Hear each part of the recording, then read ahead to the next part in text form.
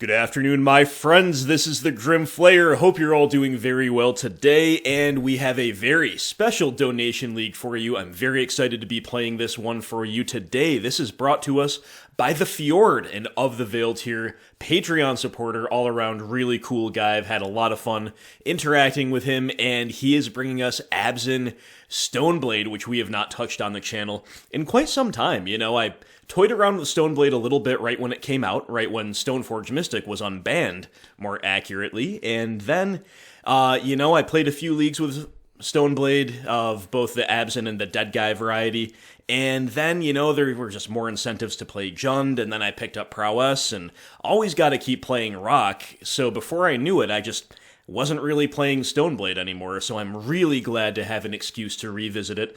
And we're going to talk a little bit about the Fjord's thoughts on Abzan as an archetype and on this list in particular. And I'm going to give you a little bit of my own thoughts on it. Then we're going to jump right into a live recorded league for your entertainment. So, the Fjord says that he has been, ever since he's been on Abzan Stoneblade, he's gone a winning record in every single FNM he's played. He's taken down everything, including other Stoneblade variants, and the only boogeyman for him is still Tron, but he's beating Titan, he's beating all the other boogeymen of the format. Really, really cool to hear that. Very happy when the good guys do well, and this is still a BGX deck, it's still by far a good guy deck. The other thing that he says this brings to bear is that it performs really well in mid-range burn and control matchups. So the one thing that I do want to say is that, if you're just comparing Jund to the Rock, Jund is better at outvaluing other decks, but it comes at the cost of a pretty painful mana base without too many kind of natural ways to recoup the life lost. You have to lean on sideboard cards for that, whereas Rock has a really clean, really painless, high-utility mana base, but sometimes can get ground out and outvalued by the three-color fair decks of the format. Well, Abzan, in theory, can do both. With Lingering Souls, Stoneforge Mystic is a 2-for-1. Among a lot of other toys, we can, of course, grind with the best of them, but the Stoneblade package allows us to main deck a Batterskull and to cheat it out under cost, and therefore keep pace with the red deck wins variants as well, if it all comes together. So that's pretty cool. Other things the Fjord says is that Sword of Fire and Ice is his sword of choice for the deck, because the one thing that we really need, among other things, out of our Stoneblade payoff is the clock. You gotta be able to put a clock on the opponent. For that matter, that's also why we still play 4 Tarmogoyf in this deck. We're still a BGX deck, we still have to clock. Still one of the best things you can do is turn 1 discard, turn 2 Goyf with this deck, despite the white splash. But if we are bringing the weaponry to bear, the Fjord likes to lean on Fire and Ice, and I'm right there with him. I do agree. And let's talk about the couple changes I made to the deck. So I'm running the exact deck he submitted to me, but with 2 fairly major changes. The first one is I just kind of revamped the mana base from the ground up. The Fjord is playing with the cards that he has as far as the land base goes, which is obviously totally cool, but for the online meta, we want it as tuned as possible, so I did just rebuild it from the ground up. We have while also trying to keep the utility lands that he wanted, namely a Treetop Village and 2 Shambling Vents, but we also have a Silent Clearing as well. I do like the mana base. We have 18 black sources, 15 white, 15 green, and the green is all painless. We're not on peatland, we're on clearing, so for the purposes of skews, painless green is good. And of course we have a ton of utility as well and a lot of consistency. The one thing that looks a little weird is double Temple Garden. You would maybe start by trying to play 2 Overgrown Tomb and only 1 Garden, but just the way it all fell together for me, this is what we ended up with. 3 Marsh, 1 Courtyard, so, who knows, we could maybe swap things around a little bit, but we do have a very functional mana base, which was the goal, and I think I've managed that here, but didn't really have anything to go off of, because there aren't many Abzan lists putting up results right now, so just kind of built it from the ground up. And the other change that I made, these 2 Ashiok's were not in the sideboard that he submitted to me. He had 2 copies of Stony Silence, and I think this is another thing that's good in his local meta. And don't get me wrong, even though it is a little non-Bowie the Stoneforge Mystic, oftentimes you will want a Stony Silence or a Collector Roof to beat those artifact decks. But right now, those aren't the decks we need to beat. we have our normal disruption can handle them well enough. The best artifact-based deck is Urza, which is not even all that soft to the Stony Silent style effect, so I suggested we gotta play a couple copies of Ashiok, big mana, the archetype to beat. We've already got 4 Fulminator Mage and a Surgical Extraction, which does get better the more Fulminators you play, but you can never have too much big mana hate right now, and Ashiok fills the role. The Fjord agreed, and there you go, guys. So, I'm going to make a couple predictions before we play based on my experience with the list, doing practice rounds. I do think maybe this will come up. Hopefully it won't, but I do think this list could maybe be interested in a 24th land, because if you look at it, we've got the Scoozes, we've got the Confidants as well, drawing us multiple cards, wanting it, giving us incentive to develop our mana every single turn. Stoneforge Mystic is a clunky card. It's a powerful one, but it's clunky, it's mana hungry. And we have 2 Tireless Trackers. Beyond that, we do have a 4-drop Planeswalker in the side, and you will often be wanting to cast Batterskull. Lingering Soul's another very powerful but very mana-hungry card, so all of these factors combined, I could really see us wanting a 24th land. We'll see, we'll use this league as evidence in favor of or against that. That's one thing that comes to mind. The other thing that's interesting is that in my practice games, when I played against a fair deck, like let's say Grixis Shadow, basically our entire main deck is already good.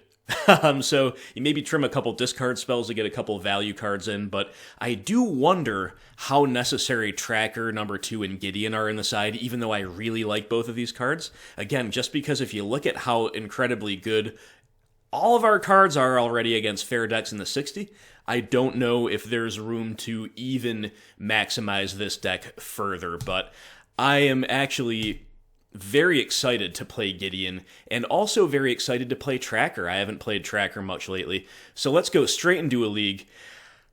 I gotta talk a little bit more before we start playing though, guys, because it's been a record-setting month for Patreon. We have 7 new Patreon supporters since the last time I shouted them out. Thank you all so much. Couldn't thank you enough. We have Sean, tireless tier supporter. Ozgun Arslantis and Tristan Lightfoot, 2 Unearthed tier supporters, and we've got a trio of confidants, Mark Lowerson, Jacob Dixon, and Martin Braun.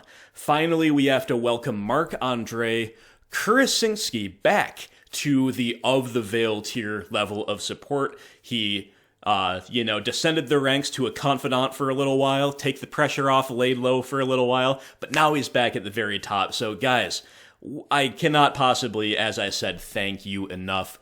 Truly do appreciate each and every one of you. And thanks again. Thank you so very much. We do have a keep here, and it's just triple discard backed up by a Goyf. Can't really say no to that, especially on the play in a blind game 1. And we are against, surprise, surprise, a Once Upon a Time deck. It's one of the most played cards in Modern right now.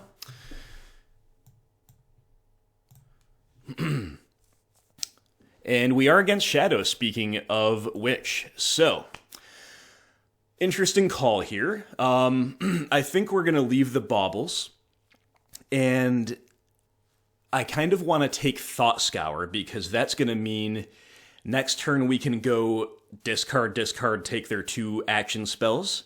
And we don't really need to resolve a Tarmogoyf early against this deck. I would rather just rip their hand to shreds, so I think I'm going to do that.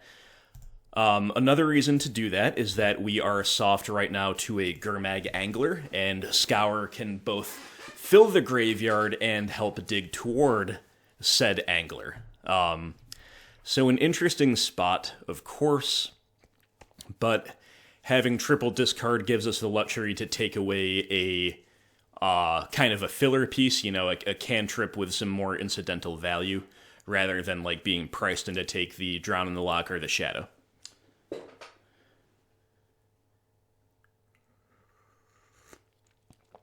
Another thing that the Fjord said about the deck is that Lingering Souls is just an amazing card. It's like good in every matchup. Now, Souls is not as good as it used to be, but I actually agree. In my practice games, Lingering Souls has been just crushing people. And Souls, of course, gonna be pretty good in this matchup if we can find them. So opponent will crack 1 bauble, so they know about our Thoughtseize. We're gonna shock one of these in here, and then we're going to lead off on Inquisition. We're just playing around a soft, stubborn denial. But they don't have it, so yeah, we're just going to leave them with no spells in hand. Seems pretty good. I didn't really need this other Thoughtseize, though, at least not yet. It could become relevant, but our life total is, of course, getting pretty low. We want to start drawing some 2-for-1s now. We want to draw Liliana, probably our best draw. But Souls would be good, Stoneforge would be good. Skoos would be decent. Tracker could be good if we hit a land. On and on and on. So, opponent just has 2 lands in hand, but they're about to see 2 cards on their draw step. And whatever was on the top, they liked because, they're going to see 3 cards on the draw step because they bobbled themselves and then did not crack Catacombs. All right. The fact that they left something on top, I think I'm supposed to Thoughtseize again here. So why don't we do that even though we're going to be at 10 after this turn? Pretty sketchy. Pretty sketchy. But I do believe we should. Okay, they have just 2 more shadows. Fair.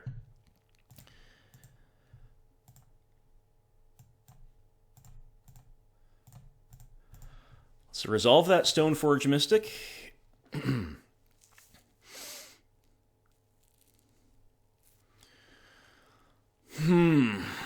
think I'm going to get Fire and Ice here. We're going to make them punish us for this play by having removal.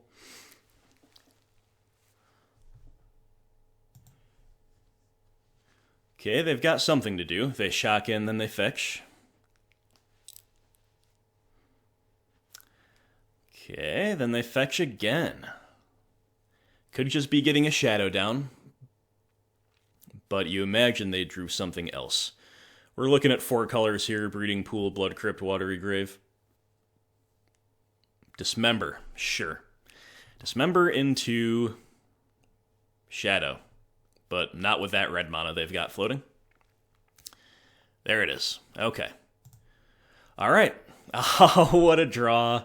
We draw the Fatal Push. I was just going to say, the only thing our progression is really soft to is them answering us and us not having an answer for their threat. But we ripped it. And now it's Goyf time, and now we can start threatening a real quick kill with the Goyf here. They have to draw their 4th shadow to have something that single-handedly outsizes the Goyf. Gurmag Angler would still be good, but unless they can, maybe if they get rid of their baubles. Ooh, so they milled us with a Thought Scour, so we now have Lingering Souls in the grave. Interesting. We've drawn a 4th land.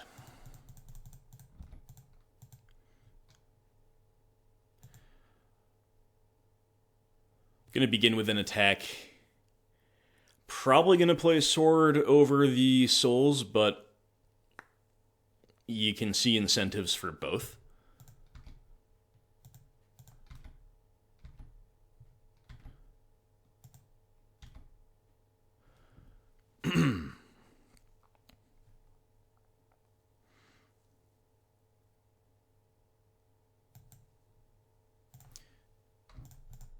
Yeah, I'm going to get the sword down here.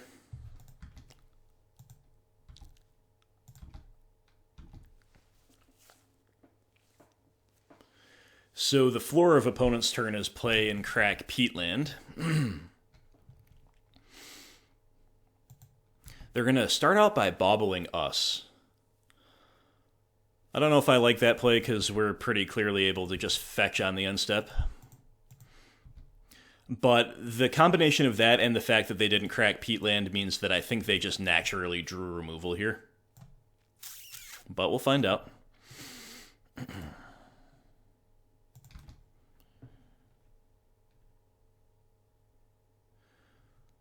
Okay. Abrupt Decay.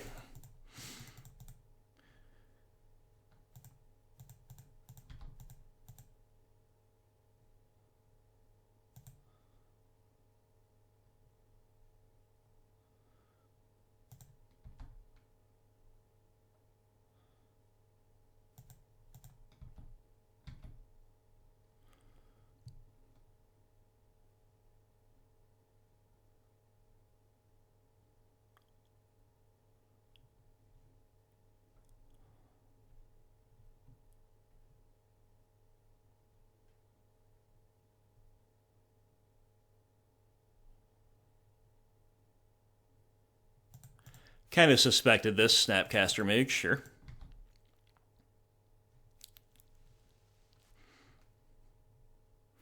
Yep, Drown in the Loch. So...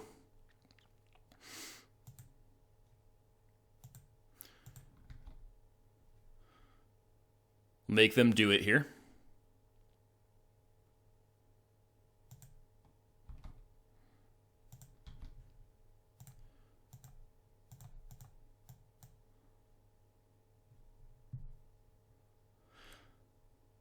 It's time to flash back and equip. So one of the reasons I got the sword down last turn is so we could do exactly this turn. You know, if they did answer our Goyf, which they needed to stay in the game most likely, we would have the ability to effectively double spell, like resolving the flashback souls and equipping, kind of a double spell turn, and the opponent will scoop to it. Beautiful. Nice start for us, but as I mentioned, I don't think it's clear how to sideboard here, because we have, like, we want spell bombs. In the past, I've played Fulminator to some success against Shadow, but we have way too much to do. I don't expect to play it. I think, like, a one of Ashiok is fine, but again, I don't know if we should play it. Plague Engineer is fine, but again, I don't know if we should play it. And I think our most clearly value-positive cards that we should probably try to get in are Gideon and Tracker, but this is all some high-curve stuff in a deck that's already kind of high-curve, kind of clunky, you know, only 23 lands. So hopefully this is, you're kind of understanding what I say about, like, both the sideboarding protocol and the 24th land concern. But technically we could be considering, like, 11 cards here, but really only considering these 4. And I do want to err on the side of a lower curve. I think what we're going to do is cut our Dark Confidants, because they could get blown out by Plague Engineer or perhaps Liliana the Last Hope. And also probably trim a couple discard spells, even though I think they're mostly okay, especially on the draw. So what does it look like if we do this? We got a powerful, powerful 60 here. I think we're just going to run it as is. I don't see anything else that I dislike at all.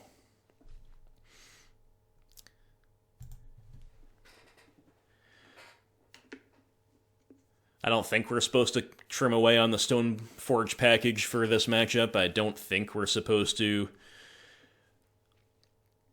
Certainly no, we're not supposed to trim any of our hard answer cards. I like Nile Spellbomb a lot in the matchup. Look at this hand. This is a great hand we're keeping. Only thing we could ask for is that, like, maybe this trophy was a discard spell or something like that. But we've got all kinds of interaction. We have a Scooz. It's a good one.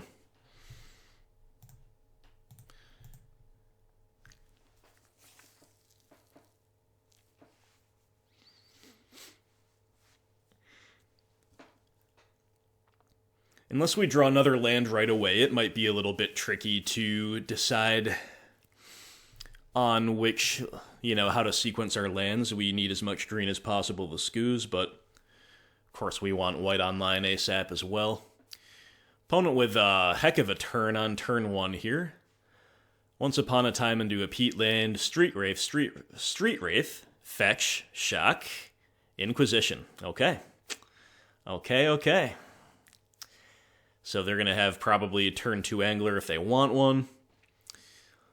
If they take the Nile Spellbomb, it'll probably be turn 2 Angler confirmed, but in that case, maybe they're better off taking Path and maybe trying to force us to crack Spellbomb without the cantrip.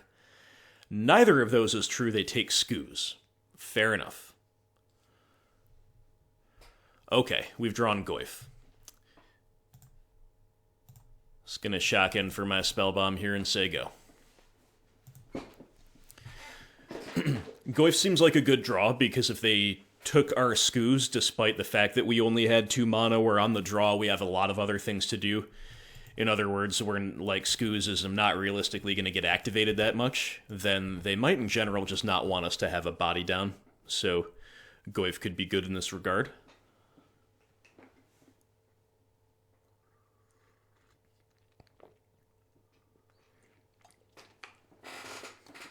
Here's that peatland. Looks like they're just saying go. Okay, we drew Blooming Marsh. Nice.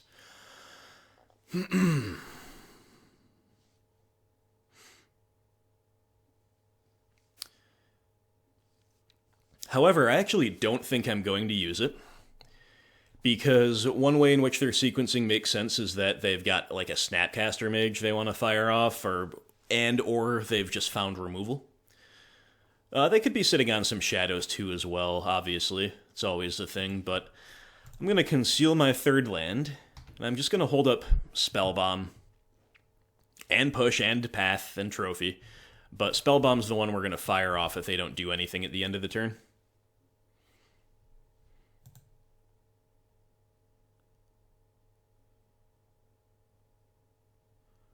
Ashiok. Alright, I guess we better fetch, eh?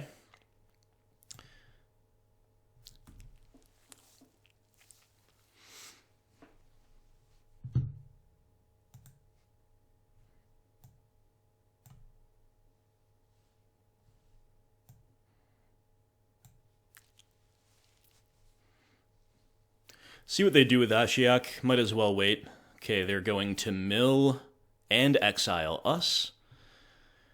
I get rid of some good stuff here. Let's do it back to them, even though it's kind of bad with our Goyf. It's still good against them, so. We draw Lingering Souls ×2. Well, isn't that pretty perfect? Yeah, that's what we're going to run out here. Yes, they're going to get to mill the back half of this away with Ashiok, but this is still pretty good.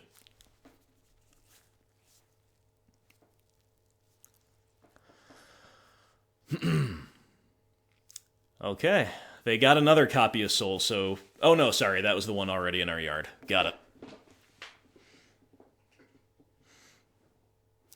They don't have a fourth land, we do.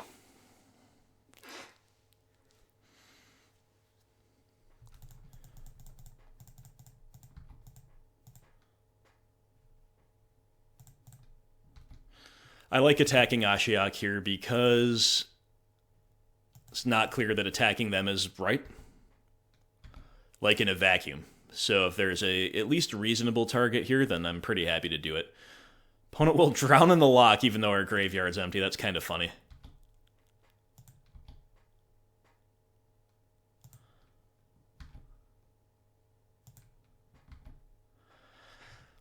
I kind of want to wait until Ashiok is dead to play the other Lingering Souls. Like, I think playing the front half is okay. I think it's reasonable, but I actually kind of want to just play Tarmogoyf a little bit more.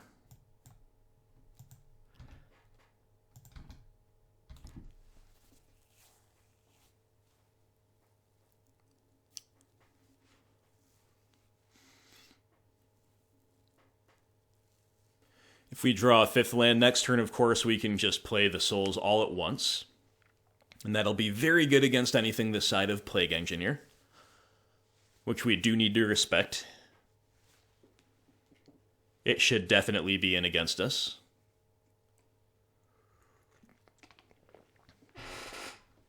Okay, the Ashiok will mill yet again.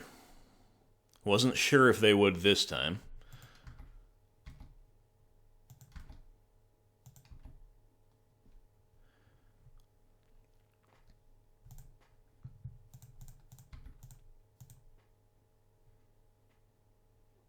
Just going to send these both at Ashiok, make sure we get the kill here.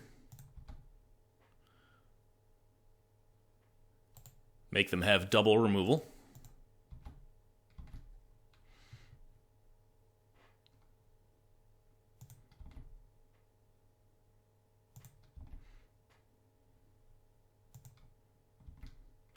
Okay, now this fetch land is unlocked.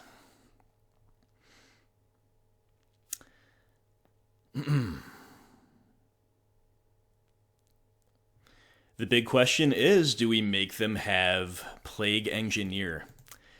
I think I'm gonna say go. We're definitely playing scared of the Plague Man right now, and that might not be correct, but with all these answers in hand, and with the opponent just saying go, like for the last few turns, I think, like, Plague Engineer is one of the things they could realistically be sitting on. And if they have to start, like, actually deploying threats, I think that plays to our advantage.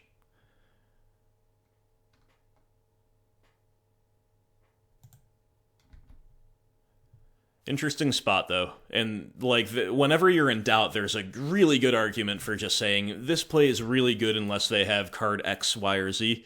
Let's just play it and make them have it.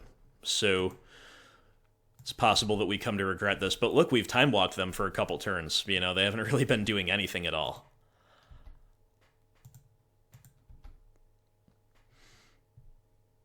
I'm going to keep this uncracked in case we draw one of our 2 trackers. We've drawn Inquisition. Pretty happy to start with that. They could have Veil of Summer, though. That's the reason not to.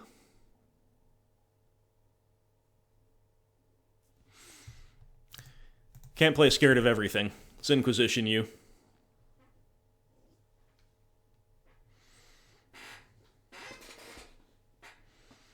But if we wanted to really play around Veil, we could attack first, and maybe they take some kind of action and they don't have green mana for Veil.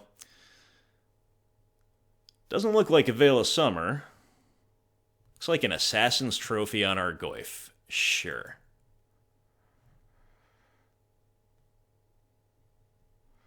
They've milled away 2 basic lands, so we're actually out of basics. Okay, triple Shadow, Snapcaster Mage, Stubby D.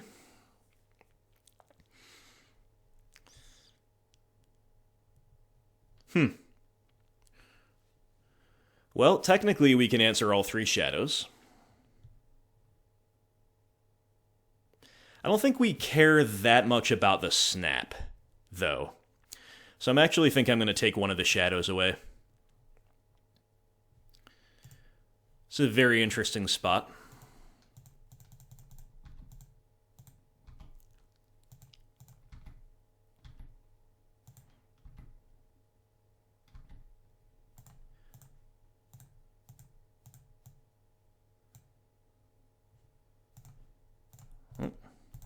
Not used to tapping these colors altogether. Okay, so we have lost Godless Shrine, so we should still have a Temple Garden to fetch. I should have looked for that when we were in our deck, but I think we do. Do we want to trade the back half of Souls for their stub? I think I'm gonna see if they want that trade.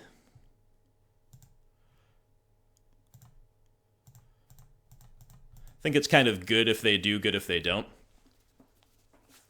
Alright, we've just got 5 Lingering Souls on the field, so we've cleared the way for Plague Man. Just gotta make them have it. Hopefully they don't.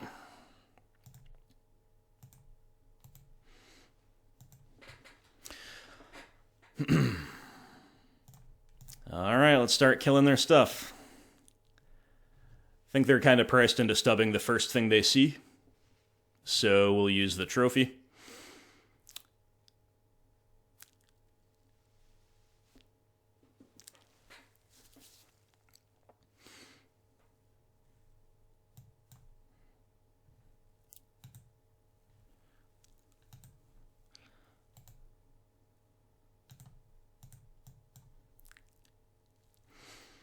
Probably should have done this first, crack the clearing first. Yeah, Stoneforge a pretty good draw, but that doesn't dissuade me from the path of just pushing and pathing everything in our sight while they're tapped out.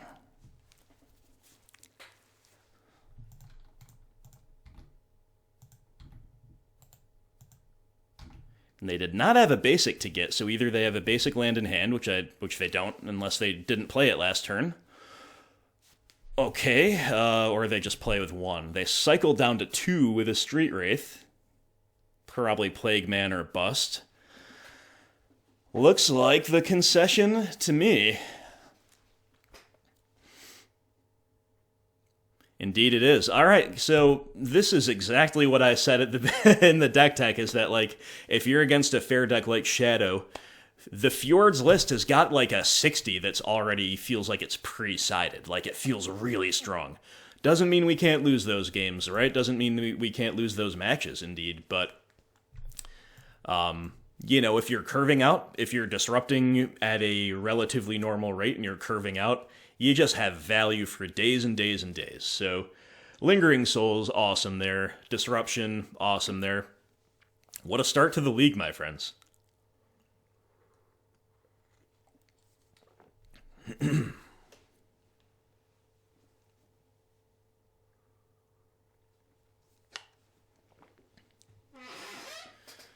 Winning the die roll here for round 2. Okay, this hand's a little bit worse. Do we keep Thoughtseize into Souls on the play? I actually think I might. Simply because turn 1 discard is the thing I rate the highest in a blind game 1. Opponent says, "What an honor, I love your channel. Good luck, have fun."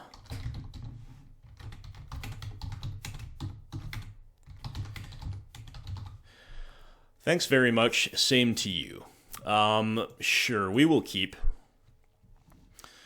Okay, so opponent is probably suspicious that we're on a green-black deck, obviously, if they're a fan of the channel. And we'll confirm it by going Blooming Marsh into Thoughtseize. Ooh, and they're on Prowess. Beautiful. Okay, another deck we love. Sadly, our hand is pretty soft to a 5-spell, 2-land Prowess build. Our Prowess opener. I'm pretty sure we just have to take Soulscar Mage here and leave them with 4 burn spells, which is pretty awful. But it's what our hand is signaling. So that's what we'll do. Okay, not a good hand against Prowess. That is for sure. But we can draw, obviously, out of it. Stoneforge Mystic would be a start. They could Burst Lightning her. Another Inquisition is pretty good, too.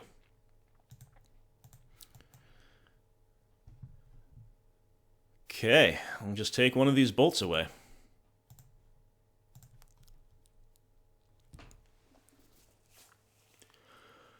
So we gotta get a recursive value permanent. We gotta get a Liliana or a Stoneblade or a Scooz or something.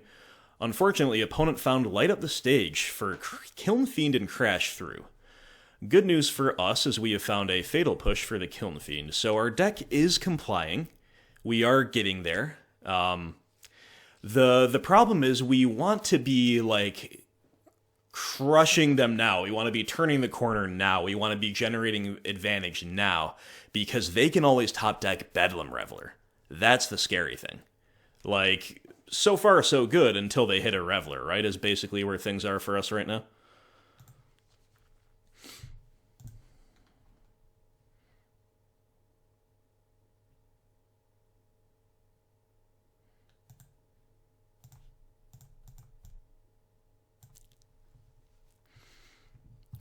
Okay, opponent's build looks totally stuck, so I'm going to hold my Fatal Pushes, not expecting any kind of, janky protection effect or something like this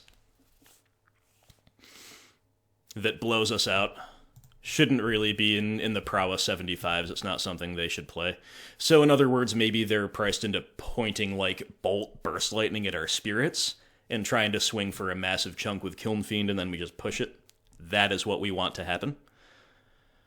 Okay, opponent with another creature, even more incentive to do that. It's a good draw, but they've got, oh no, they're just going wide with a setup turn. Okay, well, scratch that. Alright, so I think what we're going to do is push one Kiln Fiend right now. We want to strike the balance between getting the blowout next turn and also using our mana this turn. The reason to do another push now is if we just draw Batterskull. Basically, any other draw, we're kind of cool just saying, let's see what we draw. So let's see. We almost did. We drew Sword of Fire and Ice. Well, I guess that kind of punishes us in a way as well, but it's such a good draw that I really don't care. So, having drawn this, we should have, as I said, used the push last turn, but this is still really good. We get to equip, attack, shock the Kiln Fiend, draw a card. It's all very good.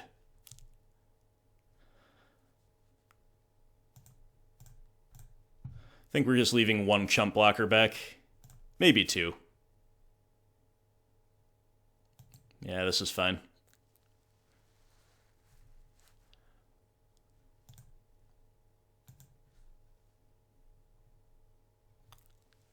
We've drawn Liliana, it's a good one. we've got a really tough-to-beat clock and interaction piece on the board. Opponent going to get to have a good turn, though, because they keep drawing creatures, and they've drawn Lava Dart. Wow. Opponent curving out well, too. So if they want to, they can actually flash back Lava Dart here, and then hold up something to survive the shock next turn, which they might do, or they might just go shove all in right now. What is that going to be if they do that? We'll be at 3. Yeah. And they have a Burst Lightning in hand. Okay, well, this is intense, guys. It's real close.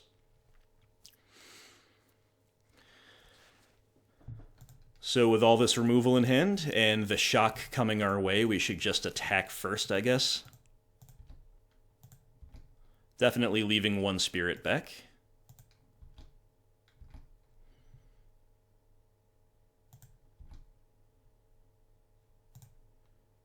Still shocking the board, despite all this.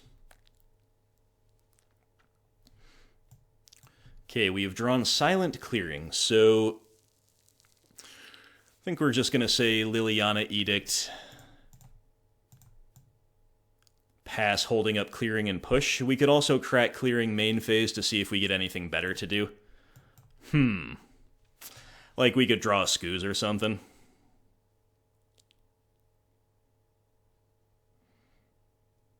So if we crack Clearing, yeah, we can still Edict, hold up, push. Sure.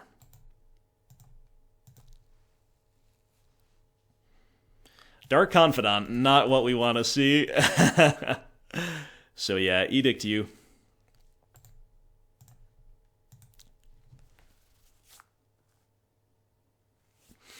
Alright, we are dead to a burn spell off the top, but we are not dead to a Swifty off the top.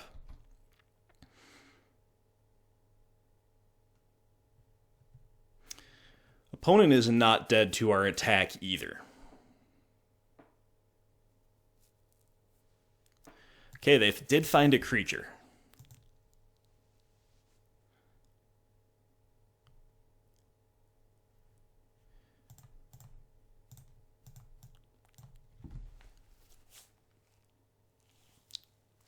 Okay, we're at 1.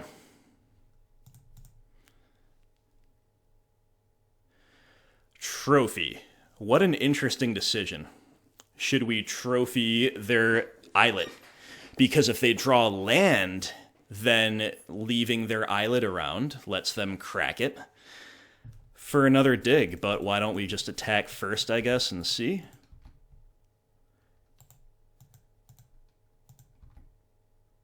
Using our trophy in that way also leaves us off to a top-decked haste threat.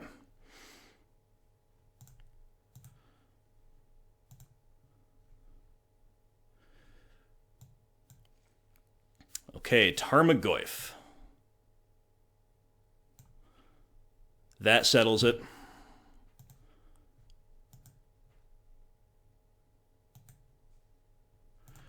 We're going to play the Goyf, and we are going to trophy the islet.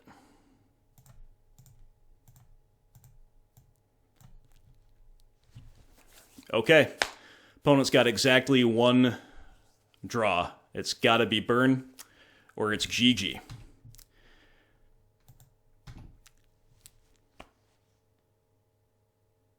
1-1 doesn't get any closer than this. Opponent says GG. Absolutely, my friend. Furstenberger, awesome game. Wow, this is why I love BGX and why I love Prowess. Both decks are so cool. Lead to such interesting gameplay a lot of the time. What a game, what a game. But we are not out of the woods yet. Prowess is a really strong deck, and we don't have, like, the hardest of Prowess hate in the sideboard, but to be fair, we have a Stoneblade package in the main deck, so maybe we don't need it. I think I'm going to try to fit in 2 Spell Bombs, 2 Brutalities, and maybe a Gideon. I don't think Tracker's that bad here in the context of our deck. Plague Engineer could be worth considering as well. But, again, I don't know how many spots we're going to have. Lingering Souls you have to question, just because it's very bad against Lava Dart. Dark Confidant's our worst card. Those just come out. I'm going to definitely bring in Brutalities and Spell Bombs. We're going to definitely cut at least one Thoughtseize, possibly a second. And then we'll put Tracker over here, like in... These things are all maybe. 2 Tracker, 2 Plague Man, you could go either way on those. I think I like Gideon. I think Gideon's actually pretty good here, even though he's slow. You need things that can stabilize the board and then close out the game. Gideon does both. So we need to make 5 cuts. We're going to be on the draw. I don't mind leaving in a Thoughtseize against this deck. I think taking a Reveler is important. I wouldn't leave in more than one, but I think leaving in one's actually pretty good. So if we're going to do that, let's play without Plague Man, and let's just play 1 Tracker, 2 Souls. I think that's a better split than leaning all the way into one or the other. Because they can both be clunky in multiples, more clunky than they would be having one of each.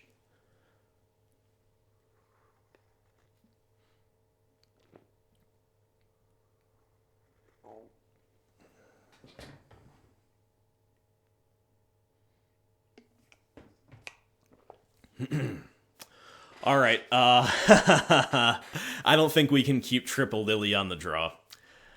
I'm gonna maul, but feels bad. This hand's much better, even though it's also pretty bad in its own way. Opponent going down to 5, though. We're gonna keep. And I think we're actually gonna bottom Path to Exile. Lingering Souls is like my quote-unquote threat, and we don't have white mana for either yet.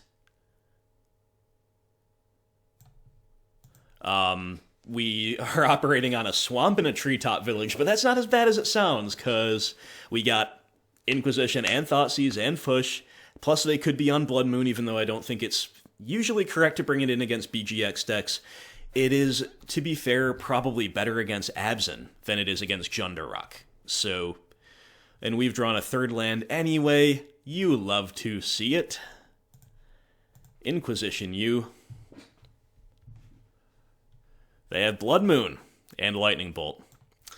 Well, as much as we're kind of prepared for the moon, I'm still just going to take it, because, like, 1 bolt is not the end of the world against us. Only way we get that punished for us is if they draw, like, a light up the stage right now, but they don't.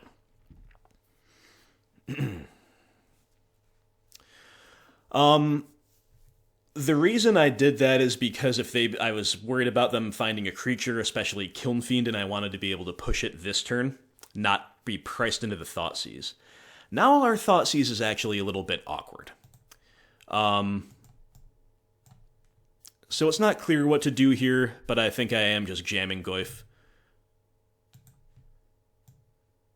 It's awkward to have to Affection Shock when our life total matters and when we know they're on Blood Moon, but it's worth it to get a white source, you know? You can't play scared of the Blood Moon when you've already taken one, right? Fiery Owlet's been cracked. And the other one's been played. And they'll pass. Alright, I think now I'm Thoughtseizing, even though it's possible this still whiffs.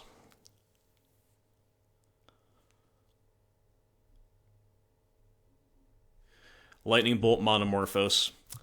Now I'm really considering taking the Bolt, because we just don't want Light Up the Stage to be good.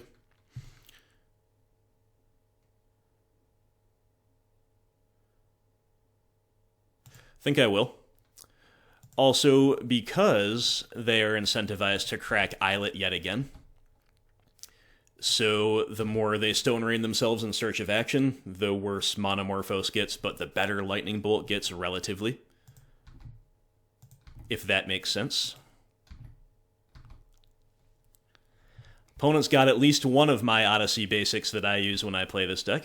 Pretty cool. They will indeed kick it off with a Monomorphose. And they're priced into doing this just like they were priced into using the Islet. It's possible they get stranded without anything to do after these Monomorphosi. Not that likely, but possible, which is another reason to have taken Bolt. They're still not that close to a Bedlam Reveler, but they have found a Swifty. I don't think I'm pathing it, especially because they didn't attack. I'm not pathing it, just going to untap. We draw Gideon.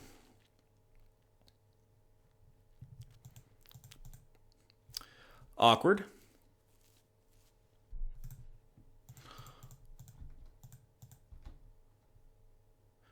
There is no creature in the yard, so I'm going to attack, and then I think I am just going to push here.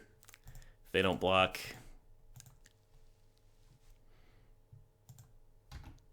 And then pass holding up path. So we're having some clunky turns, but we've done 3 pieces of 1 mana interaction with a Goyf on turn 2, so it's still really good, despite all that. Okay, Blooming Marsh, kind of the worst land to have drawn. Not complaining, though. Opponent doing nothing.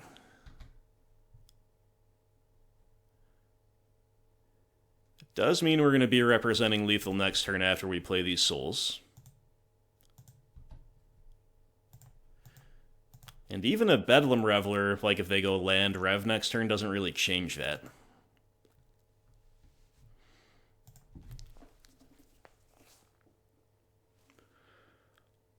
They've gotten a Braid, so they braid a Spirit on the unstep, and I'm sure they can kill the other one, even if they can't do much else. This might be a Rev, though. Looks like one. Yep. Alright. Well, they have to chump block with the Bedlam Reveler or they're dead. Or we could just path it and win. Let's do that.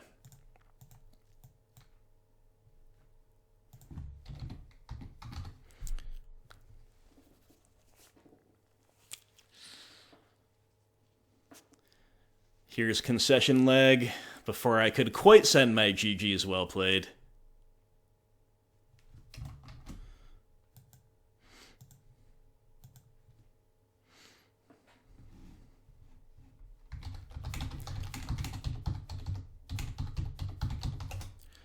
Said, sorry about them all, unlucky.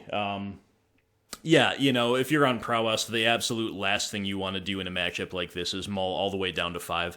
Especially having dropped game 1.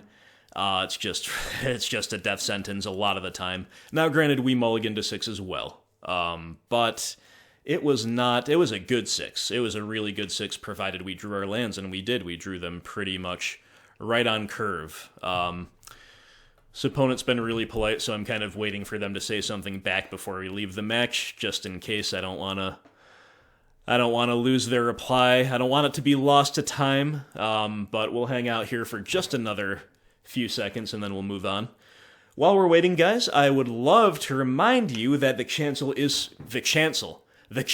is sponsored by an awesome dude named Brian Palmer, who is a dedicated BGX player who, has been so kind as to give me a 10% discount code to pass on to you.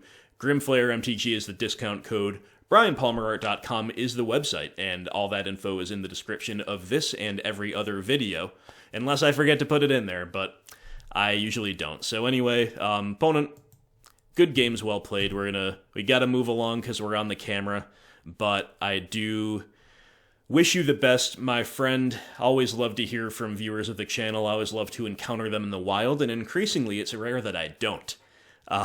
Like if I'm in the tournament practice lobby, just messing around a couple games before bed, or maybe getting a few test games in before I do a donation league like this, or if I'm in a league, increasingly it's likely for somebody to say, hey, what's up, love your content, so if you see me, please do say hi, and I love to hear from you.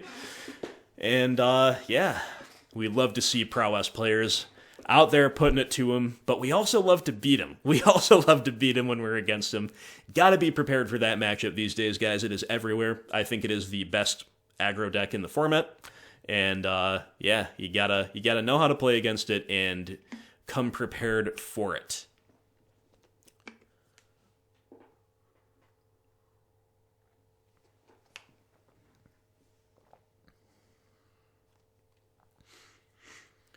Taking quite a little while here to find our next opponent. That's all right.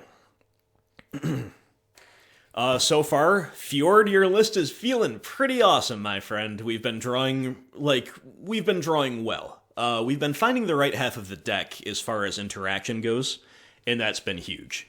Beyond that, our curves have been, okay. They've been kind of, decent. Not spectacular, but not unfunctional either. And the deck is, again, just so jam-packed with value that if you're fulfilling those 2 criteria, you're in a good spot. Our hand is a lot better on the play than it is on the draw. I don't know if we're supposed to keep this. It's just kind of all the threats. None of the disruption. We might be able to Lily something on 3 on the draw. I don't think that's good enough. I think we should mull. Alright, well, this is another bit of a clunky hand, but I'm going to keep it. And I'm going to put the Batterskull back. Definitely nice to have the London Mulligan when you're on Stoneblade. That is... yeah, we're against a big mana deck. We would have just lost if we kept that hand. So, drawing the 3rd land is awesome here. Lets us hopefully cast everything on curve, although we need to draw yet another land to do that. But let's give it our best shot, shall we? So, Overgrown Tomb, Inquisition you. Which flavor of big mana are you? You are traditional Valakut, Escape Shift deck, Sakura Tribe Elder, and Explorer. I think we're supposed to take the Explorer. I already have, oh no, this is actually Titan Field. I didn't look closely at the lands at first. Celestia Sanctuary, Plains, and Ghost Quarter are all indicators of that. I'm still going to take the Explorer, just because their hand is only lands otherwise, but for a second there I kind of glazed over and thought we were just against good old Titan Shift. Hey, we're hitting our lands. Beautiful. It's Goyf time. Goyf into Lily. Goyf into Lily.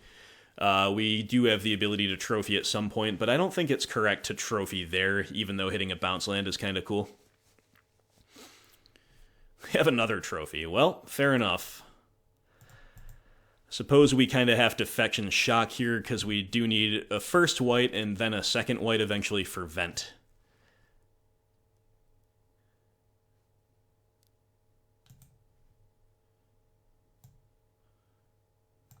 Or maybe we're just pitching Vent here. Because we definitely got to go Lily tick up. Yeah, it's pretty awkward, but we're probably supposed to keep both these trophies around. Goyf is still only going to be a 2-3, because as expected, they pitch that GQ. It's exactly what I would have thought. We're giving them a couple things to think about here, though. And we have trophies that may or may not be on their radar to follow up.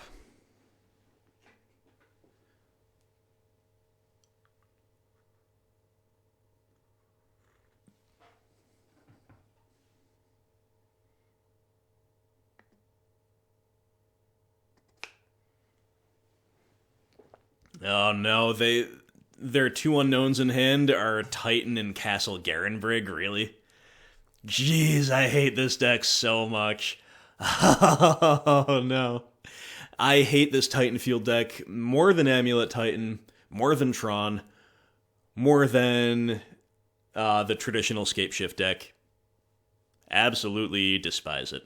It's a very bad matchup. I've actually been beating big mana pretty well on Jund and Rock lately, and we do have a ton of sideboard cards here for it, but yeah. So we could have prevented this by a turn if we had trophied the Sanctuary on turn 2 and then played Lily.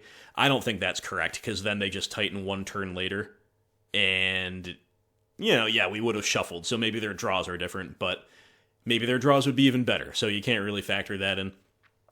And then we don't put a creature down until turn 4. That's not a good way to beat this deck at all. So yeah, if we draw a land, which we didn't, it would have been an interesting proposition. Thankfully, though, we have this going for us. They're not able to start making zombies yet.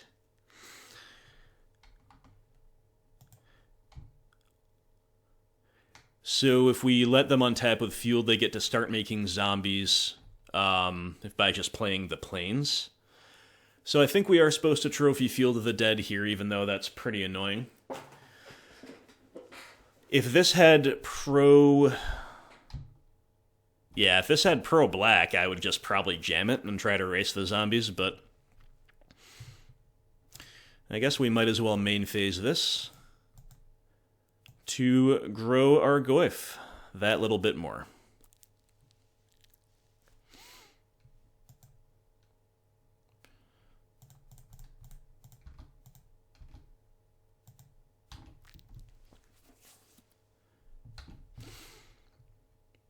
Okay, 4 more hits of the Goyf and they're dead. But they might be able to loot Bajukabog a little bit. They certainly can play some answers, and they're just going to make land drops and start doing the Valakut thing eventually if they find a Dryad.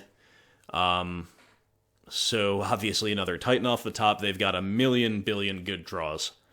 That's why the deck's tough to play against. But our position, considering it's game 1, is pretty reasonable, all things considered. They're looking for something for 4 mana here.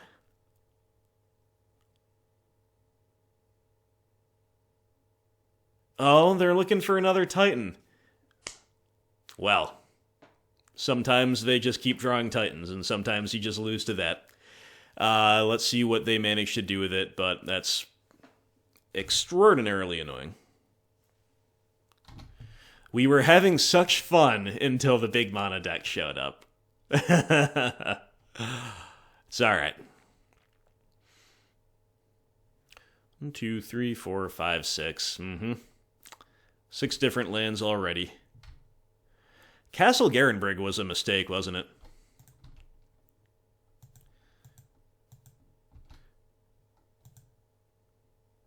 Yep. So now's where it all spirals out of control.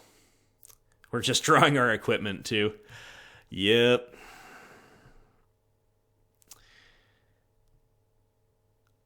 Alright, well.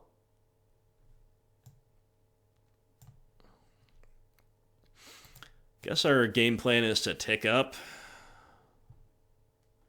Pitch this Batterskull. Trophy the Titan on their draw step. I think they still have a basic plains in hand.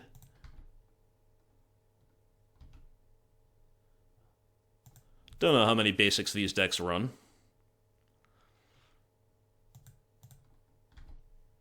But we might as well try to get them. But, you know, often the first Resolve Titan is GG. We were in a position where it wasn't, but they found the second. The second one's gotta be GG. But you never know. We'll keep playing it out. We do have a Maelstrom Pulse in the deck, if I'm remembering correctly. And, granted, we kind of need another answer to Field of the Dead first, which I don't think we have. They just have a Summoner's Pact, are you kidding? Well, they've effectively drawn... Okay. I was going to say 3 Titans, but Dryad is probably the card to get here. It's Valakut time.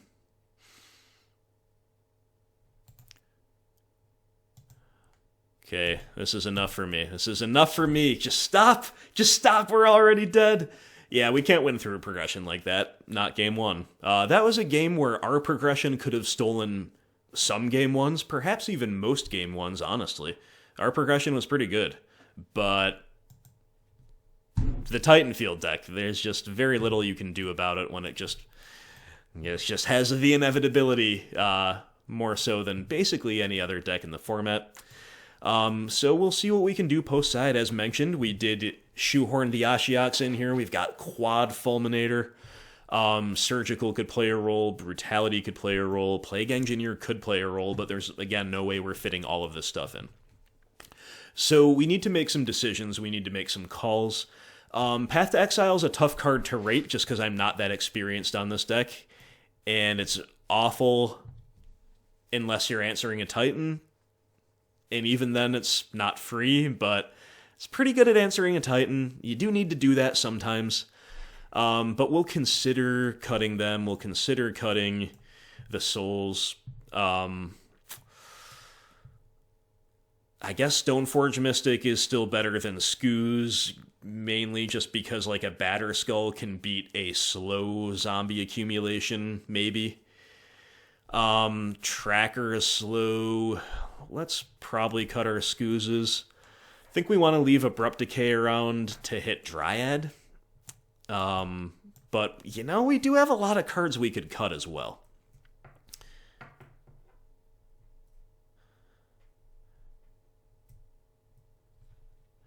Are we going to try to side in all 11 of these cards? I don't know about collective. Let's not play with Brutality, I guess.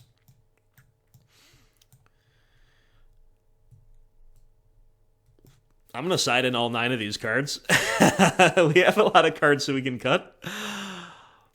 What is the worst between a tracker? Let's play with path. This, again, may or may not be correct. I'm going to cut all pushes. I'm going to cut both scoozes. And then do we want to play with one souls or one tracker? Might as well just be one tracker. Games can get grindy, right? So, yeah, I don't know how correct that is. There are a lot of moving pieces here. And a lot of the cards are medium, whether we left them in or left them out. Like, you could say Souls, Brutality, Tracker, Push, Scooze, arguably Path are all medium cards. Our Plague Engineer is even kind of medium. We only have 2. It's not like we're that likely to totally hose Field of the Dead with it. But we have a lot of really good cards, too. This hand can't be a keep. We've got so much better things to do than a 5-lander with Plague Man and a sword. Let's maul. Alright, well, this is another one without our good stuff, and they're keeping 7. So do we go to 5 in search of the perfect 5? I don't think we do. I think, like, Goyf, Stoneforge, Trophy, and the lands to use them. Oh no, we don't even have the lands to play Goyf? How is that even possible? Or Trophy? Oh no! Oh no. Opponent writes test. I don't know what that means. Are they testing to see if the chat works? Whatever. I think we have to maul, because I would keep this if we had one green source. Okay, let's maul to the perfect 5. It's not the perfect 5, but it's alright. We will keep. So, what I'm going to do is definitely bottom Extraction, and then probably bottom a 3rd land, plan to go Inquisition Bob, then draw the 3rd land for Lily in the first couple turns, plus with the help of Bob.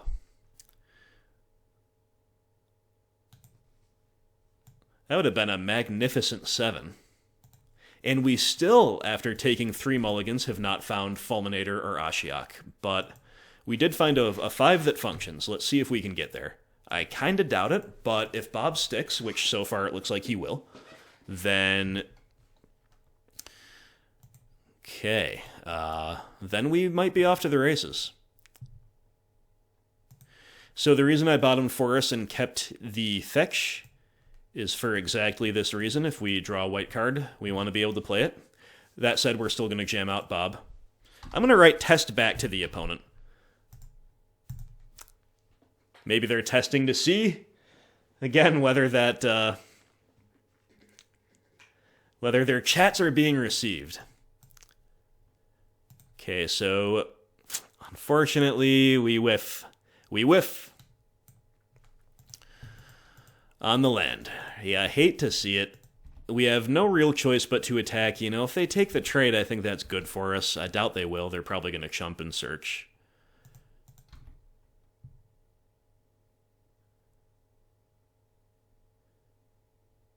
Especially because we revealed Tarmogoyf, so they know we're not without a clock if they kill our Bob. But, like, they do take the trade. Okay. You know, at the same time, I can understand why they would do that. Like, I don't think it's a totally bad play or anything. I just, nevertheless, didn't expect them to.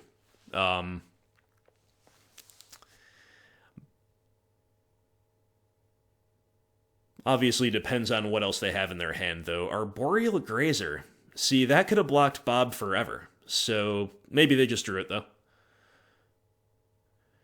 Another card that I do not understand, I think, was a design mistake. You know, even if some of these mistakes are minor, they all add up to something that's pretty unhealthy for the format, in my view. Alright, we've found third land. Beautiful. Beautiful. So Lily time. Gotta start taking her up here. Inquisition is dead.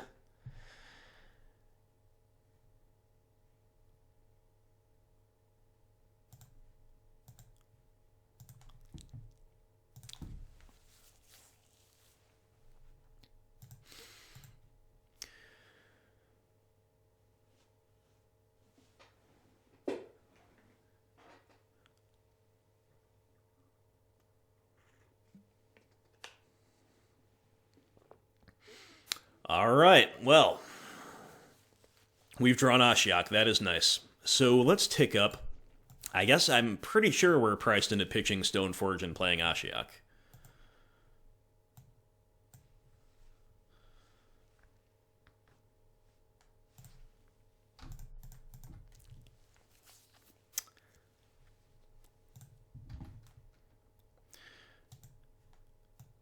So this way, even if they have land into Titan, which they could otherwise have, they are just getting a 6/6 trample. And admittedly, Grazer will be annoying if that happens, because it means we can't edict it, and then we have exactly one turn to find an answer before it attacks and starts ending the game. Cast off. Destroy all non-giant creatures. There goes the Grazer. There goes our Goyf, unfortunately. And then they'll be able to make a 7/7 Vigilance? Yikes.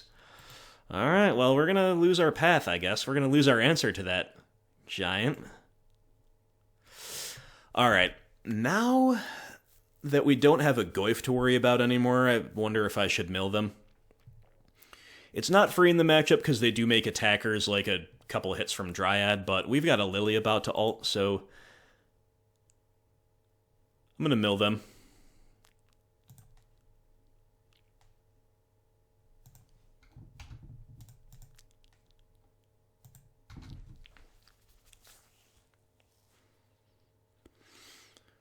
Concession. All right, guys. Well, that was the on the play one, which is favored. But again, we mulled to 5. So, yeah.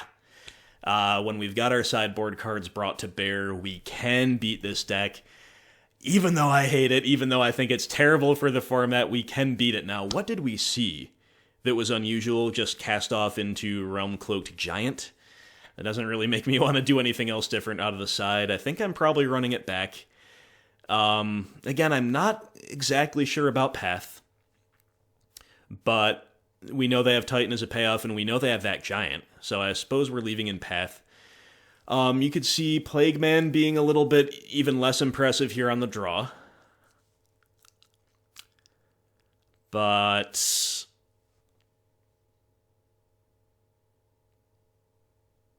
our other cards, I think, are too conditional in the context of our deck to be great. So why don't we just leave them in?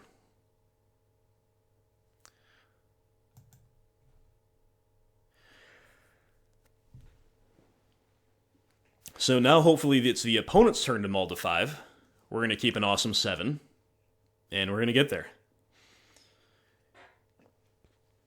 I have always... Of course, we always want the win, right? Oh, you know what? I was just going to say, maybe we should not be on Surgical. That was the one thing that I almost, if I had another second, I would have revised. With the opponent mulling, I think I'm going to keep this hand.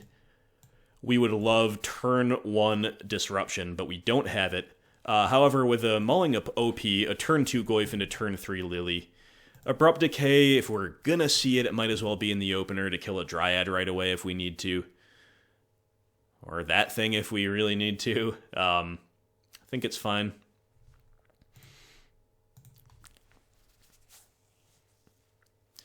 So we are kind of at their mercy. We're not really disrupting in any really powerful way until we draw Fulminator or Ashiok. We're just kind of going Goyf into Lily, which again, against a mulling opponent is often just fine. Trophy can hit a bounce land too. This hand would be so much better for us on the play. Just have to see where they take us. Have to see what they do this turn. Looks like they're in the tank.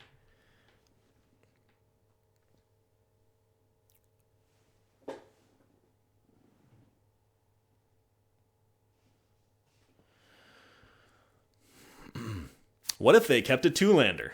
Maybe they don't have a land to play. Could you imagine? Could we be so lucky? Nope. Okay, Cavern naming Snake. Sure, Tribe Elder. You got it. So, and Search for Tomorrow. Yeah. Yeah, you know, I could see playing like a Brutality for cards like this over that Surgical. Maybe we should have. In any case, that ship has sailed, and it is also possible that Surgical Like, if you think the matchup is bad, maybe you play the potential I win button with higher variance. So they're just making all the land drops they could ever need. Gotta just hope we catch them without a payoff.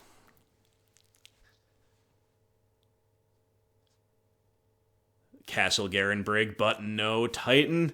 No Titan. Whoa, that was a scary moment. Scary, scary moment.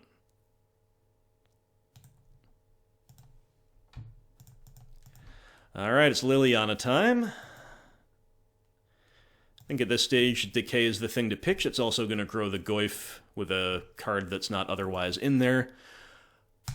It's big enough to attack through the Grazer. So, we have not attacked the opponent's mana base successfully at all, but we have otherwise presented a clock, presented a Liliana, disrupted their hand a little bit, and now we just gotta fade the payoff, man. Just gotta fade that payoff. So trophying one of these castles doesn't really do anything. We're just gonna keep ticking Liliana up toward an ultimate. Big question is, what do we want to pitch?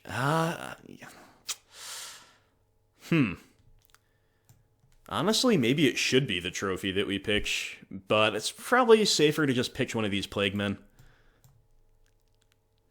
Like, I don't know. This is a super tough call. I think we're supposed to play the 4th land. I also think we're kind of supposed to play Bob.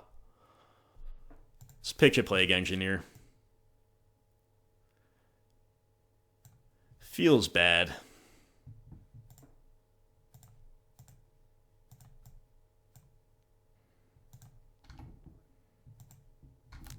Feels bad when you have your only 2 in hand and they aren't out to Field of the Dead to pitch one. But, again, I've given my reasons. I think they're fine.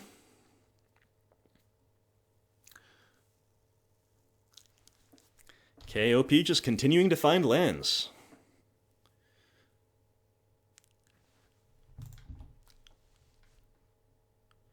Path to Exile. Stoneforge Mystic.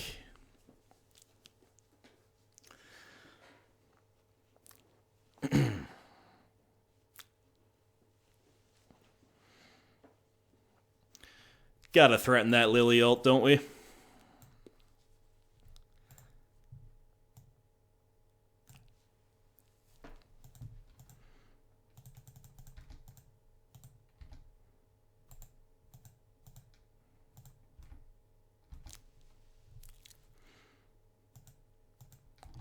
I thought they might. So the opponent does chump there. That's why I attacked with the Bob. I really thought they might.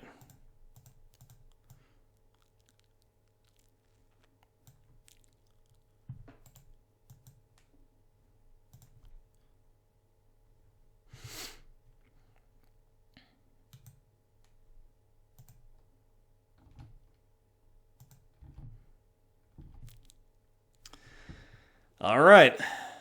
Concession.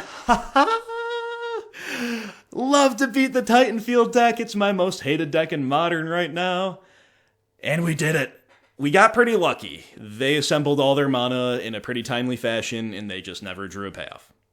They also never drew any kind of mid-rangey thing, even like presenting a 2/4 Dryad that might make us tick down instead of tick up with Liliana, you know, discard something different to Liliana, whatever. But, guys, we're doing it. We're doing it. I need to use the bathroom. I will be right back, and then we'll play round 4.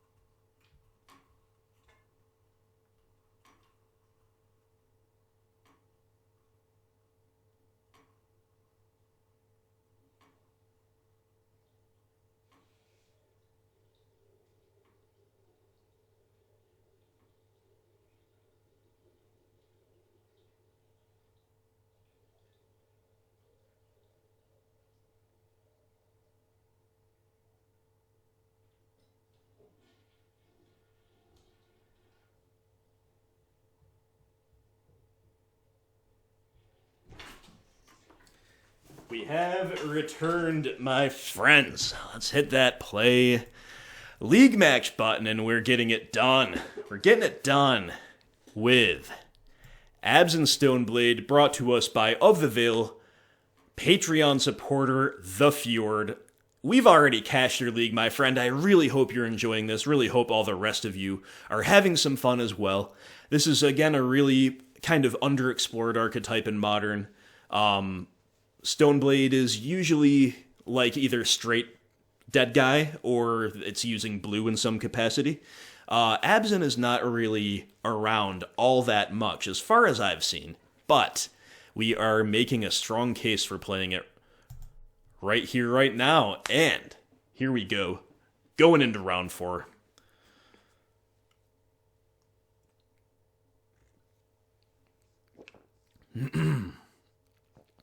I'll keep this one on the draw.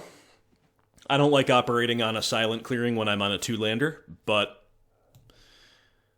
I don't think that in and of itself is reason enough to mulligan an otherwise very diverse and reasonable hand. And we've already immediately found the land we didn't have, the third land that we needed in general, to cast our spells and also to not be taking too much pain. So we are against blue, white, or rather Bant, something. Looks like Bant Snow Control, but you don't know exactly what's in there. But they've got Charm, they've got Quattle. Guess we're probably just taking Quattle. It's not that good against Lingering Souls, but it's just kind of generically always good. The other thing we could do is take the Archmage's Charm and plan to go all in on Liliana. You know what?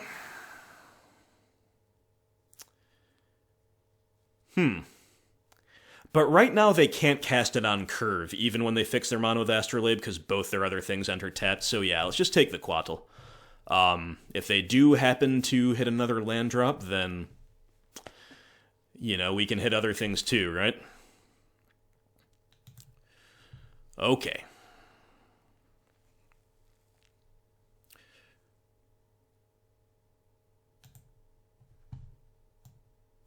I'm going to shock in here and play the Skoos. I don't want to show them I'm white yet.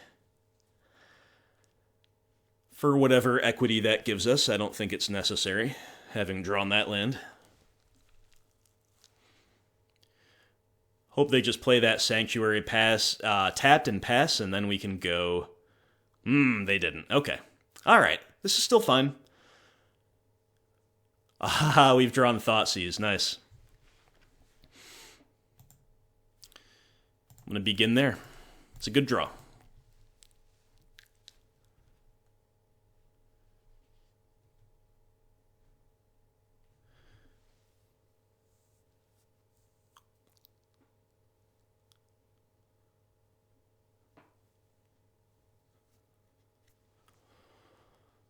So opponent considering here whether to just counter it to protect their bombs of Cryptic and Verdict, or whether to draw 2 in response, maybe, or whether just to let it resolve. They're just going to let it resolve. Okay, they found another Quattle. Yeah, they're doing it. They've got a heck of a powerful hand, to be perfectly honest. So taking the Charm just got worse, because they can always flash in the Quattle on the end step, then they'll still have a Cryptic command. But if we do take the Charm, then they're probably flashing in Quattle, which means their Verdict gets worse. But we're not that worried about the Verdict anyway, so there's a lot of moving pieces here.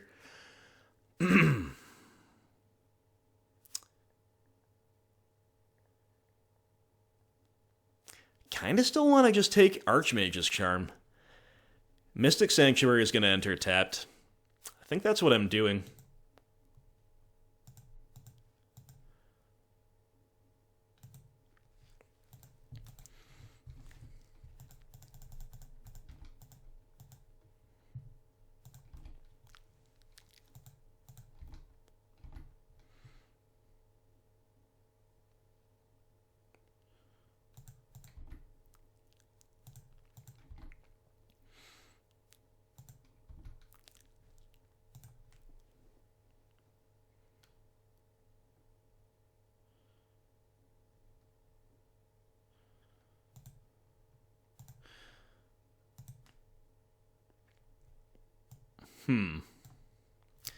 So, is fetching and shocking. It's fetching and shocking is not really worth it to eat the creature.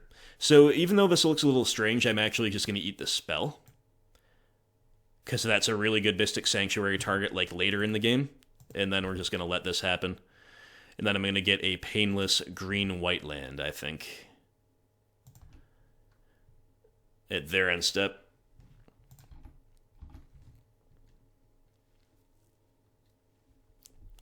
Quattle's an annoyance. We dealt with one at parity, but not the other.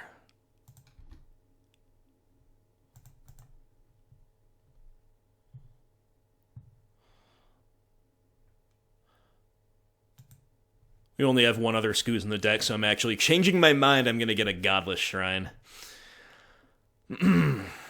Unfortunately, they did draw another untapped land, so Cryptic is live, but the good news is we can jam a Souls right on into it.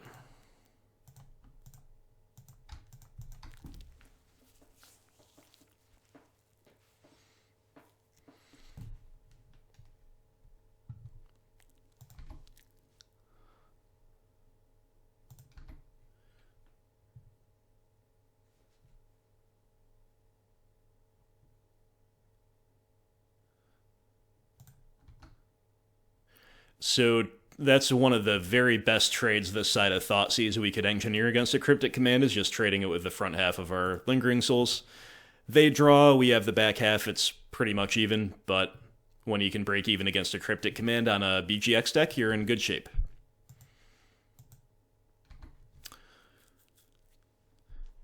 So they're playing another Astrolabe. They're going to try to dig to find another...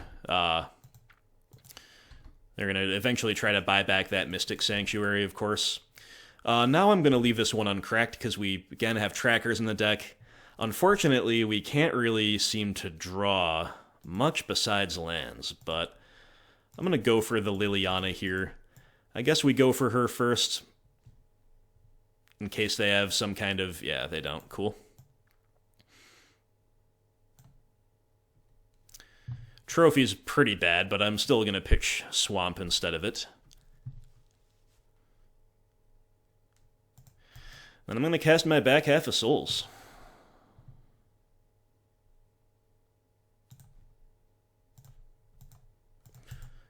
Liliana resolving, pretty nice. Lingering Souls playing a crucial role in that whole scenario. Okay, so now opponent has green mana, naturally, and the third island, so Mystic Sanctuary can buy back probably Cryptic Command.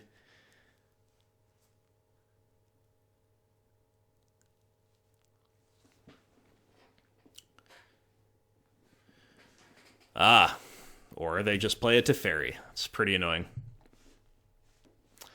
But, hey, Trophy just got good. But yeah, this is just so insane. They buy back the card they want, and then they immediately draw it, all while we're tapped out. The only good news is, you know, this is why we ate Archmage's Charm, because they'd be holding Charm up if we hadn't, right?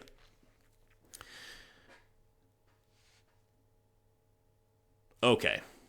So I kinda... Let's just trophy the Tef first.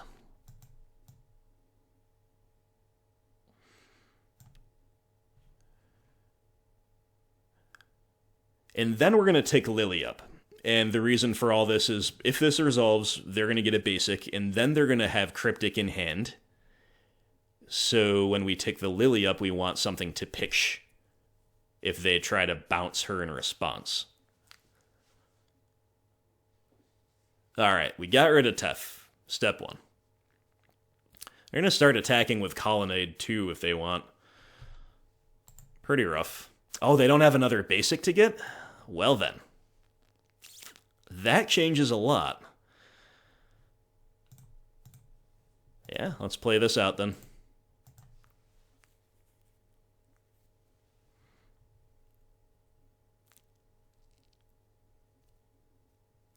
We get timely reinforcements out of their hand, which to be fair was not that great at the moment. So I don't think we should fetch first to thin out, even though I thought about it.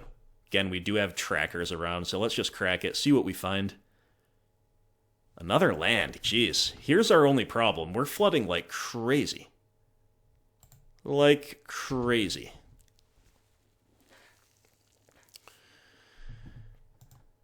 Like, if we had drawn a little bit more gas, we would really be putting the pressure on them to put something awesome together. Okay, another Lily. Let's take this one up.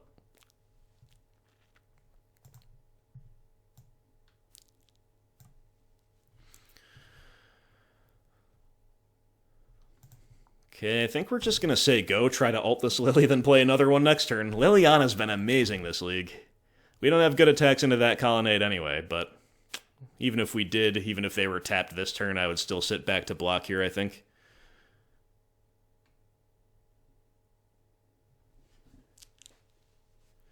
Ah, they just got another cryptic command. Ugh. Oof. Brutal. Clock's gonna matter in this matchup, isn't it? I'll start playing a little bit quicker, talking a little less. This could go to 3. They have an Uro. This seems like a horrendous matchup.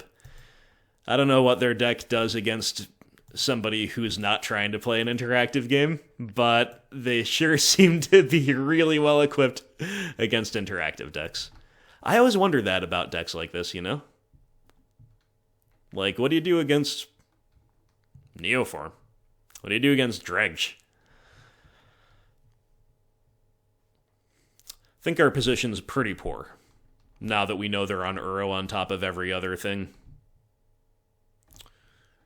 But we can keep pace, it's just we keep kind of losing ground as we do.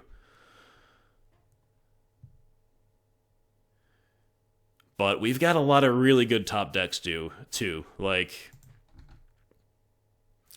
Tireless Tracker is still good.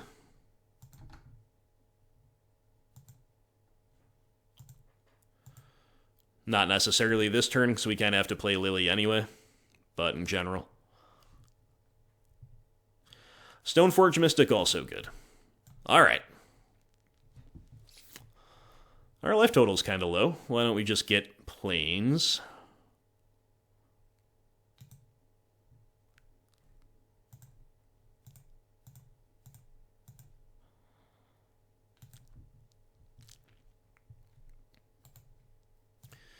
Just have to edict this Uro, even though they're going to get to buy it back pretty easily.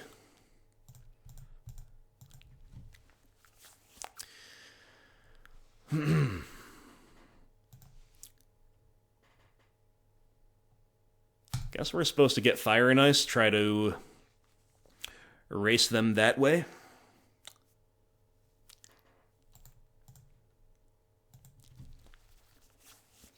Uro can't block, and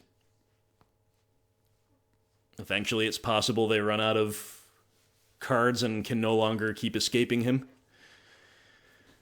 It's, of course, the way for us to keep pace with their advantage, too. Alright, we've caught back up on the clock. Opponent's the one probably making the more decision-intensive turns from here on out, so we'll try to stay ahead. Field of Ruin. Okay, they have that, too. There's a reason not to have fetched a basic, but what are you going to do? They fire up the Colonnade. It's pretty fine with me, but that also, I'm sure, is pretty fine with them, because they get to still have 4 mana afterwards for who knows what. They can even do Uro thanks to these double Astrolabes. Supreme Verdict! Oh, that sucks. That really sucks. Oh no, it's awful. Well, as bad as this is, I guess we have to play Lily, tick her up, lose the land we just drew because it comes in tapped. But they did lose their own... They just had a forest in hand. Yeah, okay. So they're pretty fine with that. They did just lose their own Colonnade, which is not nothing. But the Uro, man, the Uro. This card is going to beat us, I think. I'm afraid. Afraid it's just gonna beat us.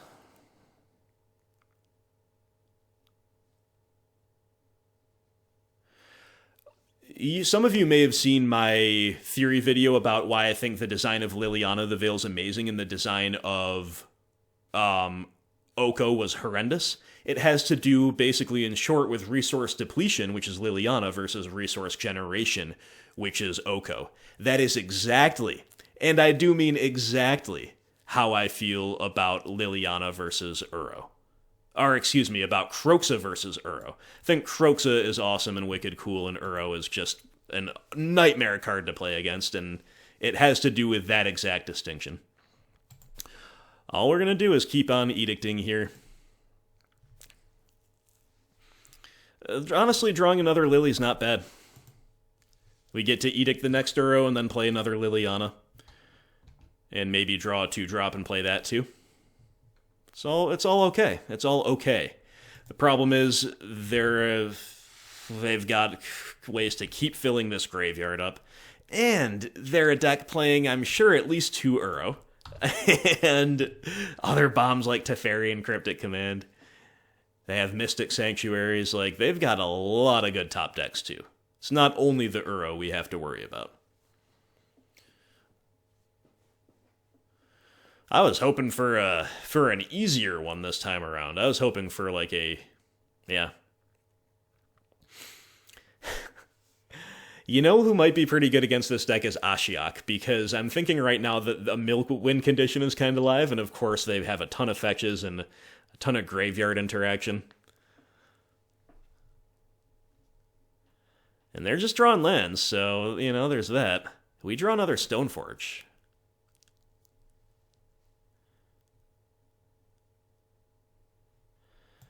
I have nothing to do with instant speed, so you just get to Stone Rain me, which is actually not the worst right now, but takes us off a hard-casting Batterskull, and just generally cramps our style quite a bit. But we're killing Uro for like the 10th time here. And then I am just gonna play her, go get the skull, which is pretty non-Bowie with Liliana. But I'm still going to do it.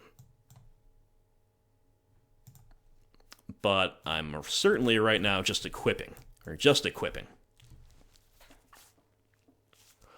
Sword of Fire and Ice, baby. Can you beat it? I don't know. I don't know, but honestly, our position's kind of okay now, as far as I can tell. Let's see if we connect. They could top deck a Cryptic and maybe tap down the team or bounce the sword or whatever, but we're gonna make him have something like that. Oh, we connect. Cool. But unfortunately, we've drawn 2 ETB tapped lands. Let's try the Liliana. They might have drawn permission, but still think it's correct to try. Alright, we're going to tick up, pitch the Concealed Courtyard. Uh-oh. Snapcaster Mage. Okay, just as a 2-1. We can live with that, I guess. Hey, little non-Bowie with their Uro, but doesn't mean it's bad deck building, it just means these things do happen, and they're both extremely powerful cards that's probably worth the chance of getting unlucky like this. OP top decks and Arkham's Astrolabe.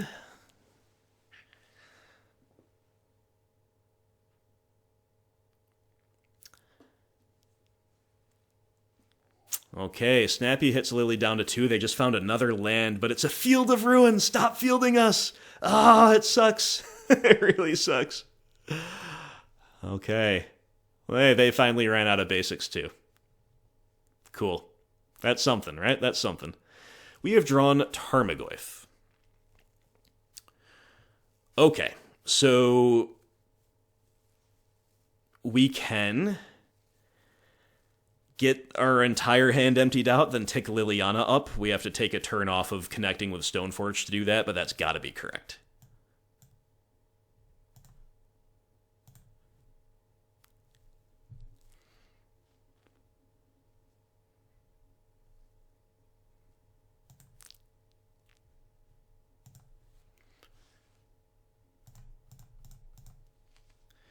Alright. Don't verdict me. Don't verdict me, please. Even if they do, we'll have a Liliana going to 4 loyalty. And the equipment still on the field. If we draw another land, we can, over 2 turns, redeploy the Batterskull. And if they don't have something amazing right now, they're in some trouble.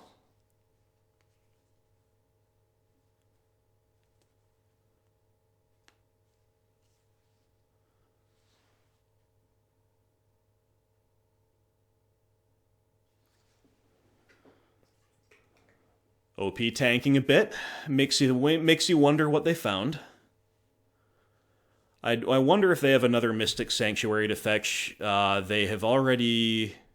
I guess they've only seen 1. I thought I remembered them seeing 2, but I guess it was just that one that was slow-rolled. What are we supposed to do here with this Maelstrom Pulse? I think I'm just going to attack first before I do anything else, or attempt to.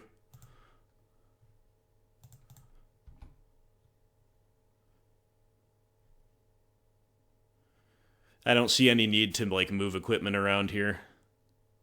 Okay, they found a Cryptic. Bouncing Snap. Yikes. Yeah, that's literally perfect. That is literally perfect. All we can really do is tick Lily up to get this gone on our own terms.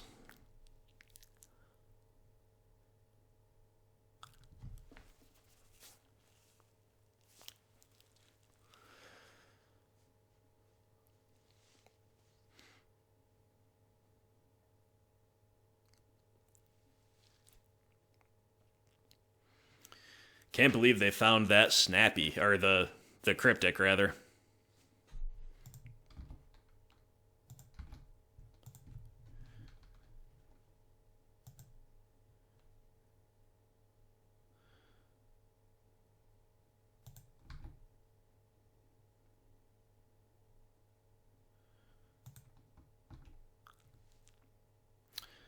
Okay, so they let our ability resolve, which seems like the right play, and then end step they get to Cryptic to do something useful. I don't know what it's going to be.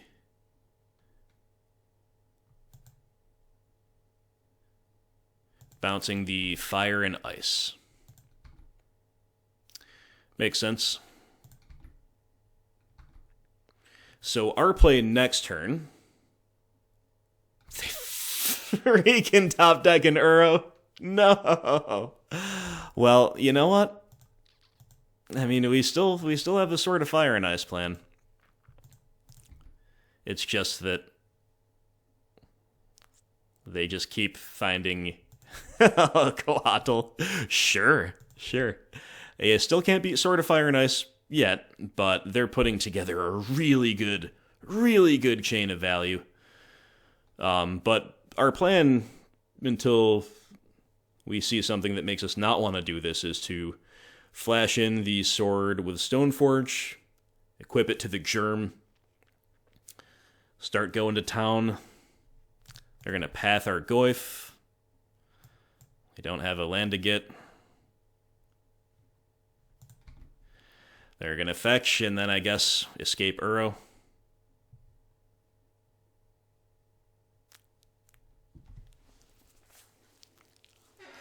Which is just disgusting, but we are winning on the clock, so if we can just win this game, the fact that game 1 is going extra long is good for us, but we have to win this game, and their turn was just utterly and completely insane.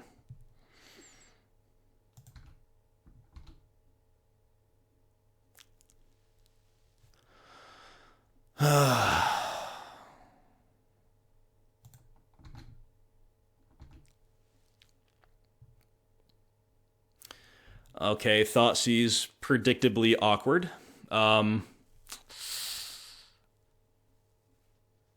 think we're probably supposed to attack first in case we draw a land, so we can do everything.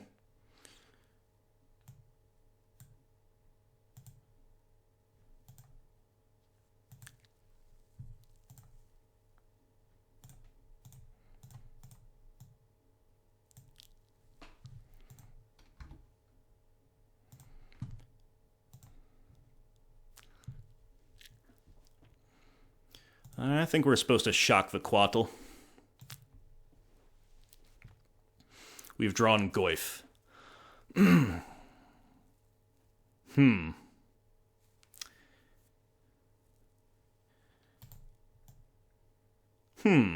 Yeah, I think we're supposed to keep Lily. Yeah, let's just take out Blue's Thoughtseize. Alright, our equipment carrying us here. The Germ carrying us. Spell Snare's in their deck, too. Oh, you know, it's because they didn't have enough against mid-range decks. They gotta play one Spell Snare, too. Jace the Mind Sculptor? Holy moly. Well, the mill-win condition is even more on, but oh my goodness. If we win through this, I will have no idea how. Narset Parter Veils, you've gotta be just kidding me with this stuff. Now we can't draw off our sword connecting? How is any of this? Like, again, I'm not trying to, like, they find it Teferi Time Raveler? I'm not trying to smack talk the OP at all. I'm just literally wondering what they do against other decks besides ours. Oh man, it's pretty rough. It's all pretty rough. So what is our line?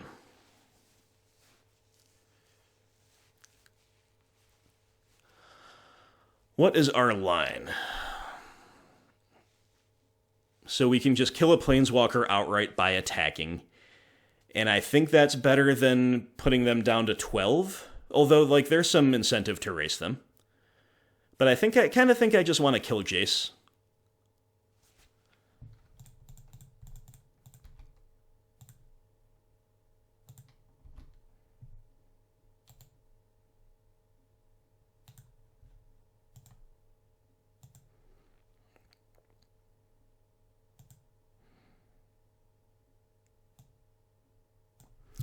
And then I'm actually just going to dump out my hand. Lead on this in case they have another Spell Snare. And take Liliana up. So we've got 2 Squires and a Goyf plus our Germ. We're going on the attrition plan. We're taking care of the Planeswalkers. We get a snap out of their hand, which is fine. They've got the Teferi. And they've got another Narset activation. We might be able to attack with, like, Suicide or Stoneforges into the Narset. Especially if they play, like, another Planeswalker, we can... Well, no, we'll just see. We'll figure it out.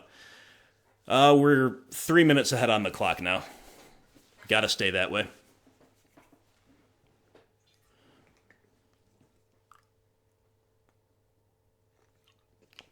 OP found a Colonnade and a Path, and there's their Teferi. So it's going to be another magnificent turn for them. They bounce Sword of Fire and Ice.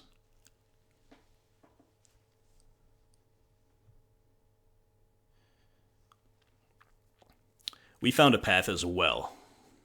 That's a good draw.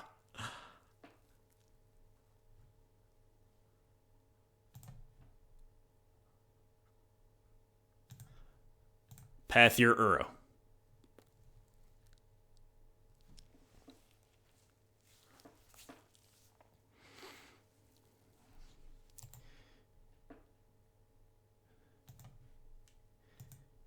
Edict your Snapcaster.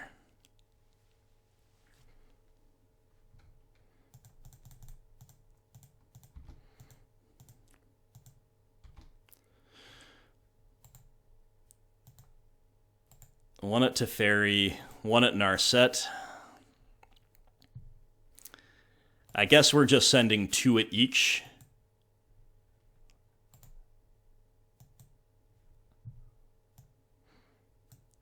Just to make sure they're gone.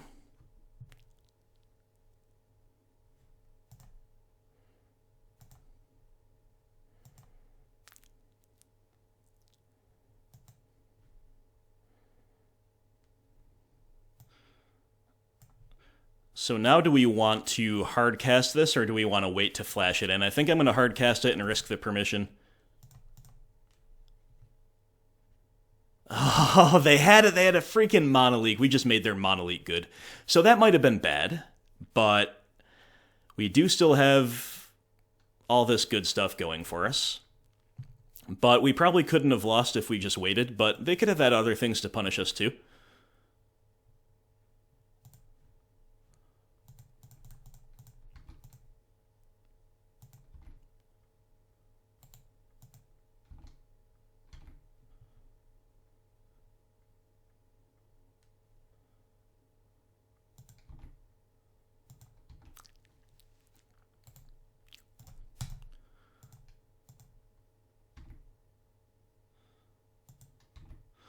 Alright, Godless Shrine, Temple Garden.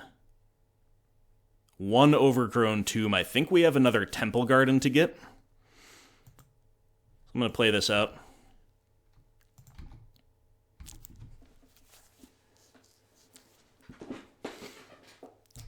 They just top deck a Quattle. Honestly, they might not be able to kill us before they mill themselves at this stage, even whatever else goes on. I'm going to leave that there for now, though.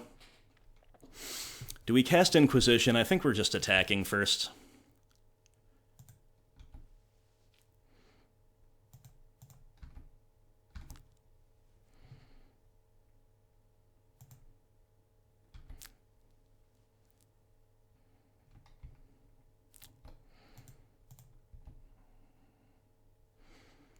Alright, let's make sure we have our other land to get here. I think we do. Yeah, I'm just gonna do it now. Just in case. You know, this obviously telegraphs that we know about our own Batterskull line. Right? Okay, they'd accelerate the mill clock by drawing two of their own. Sure. But this has been a super complicated game, guys.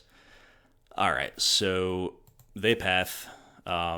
So let me make sure I know how this works. I don't think I've done it before. Yeah, so in response, we bounce our own Batterskull. And then we redeploy it.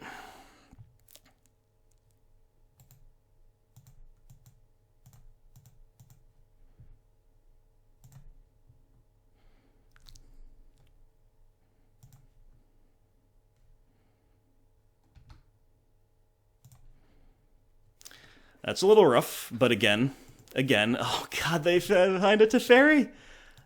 But can they even kill us, like, before... Again, before the clock runs out? They're gonna try with this Colonnade.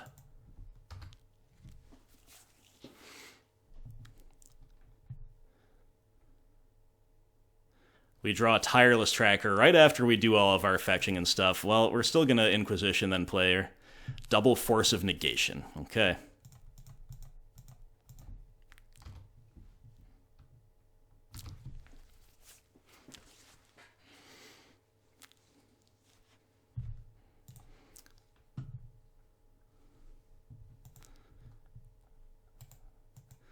Okay, nice. Do we try to equip? Yes, I think I do. Remember, we don't have anything fetchable, so that land is just a bluff.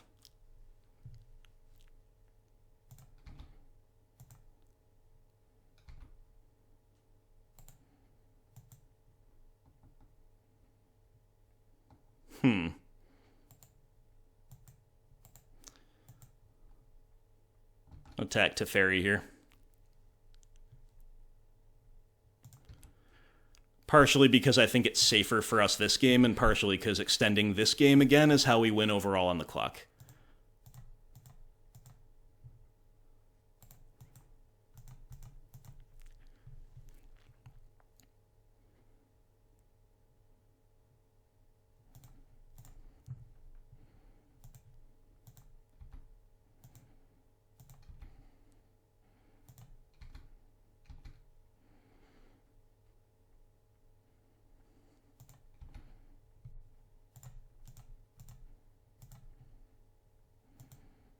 They can force this. It's fine. Oh, they got Dovin's Veto, sure.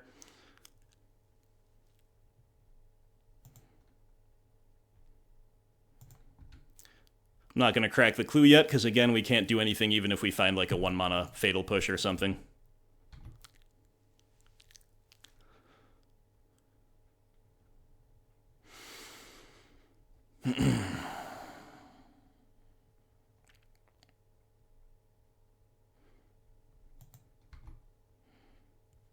Okay. Opponent with Snap Path here. Again, I don't think they can kill us, given the clock here. Unless they have some way to put their library back in.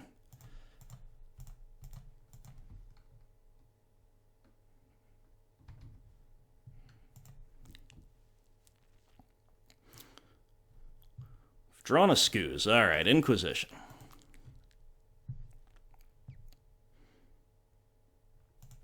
Take your force.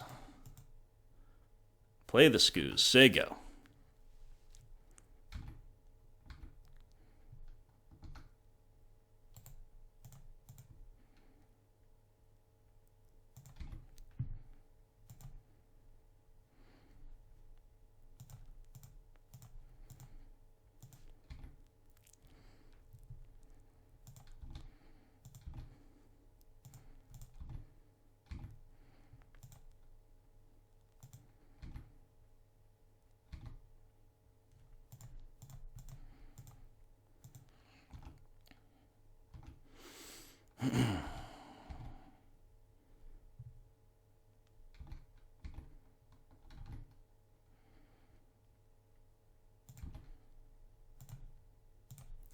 Just eating very briefly here.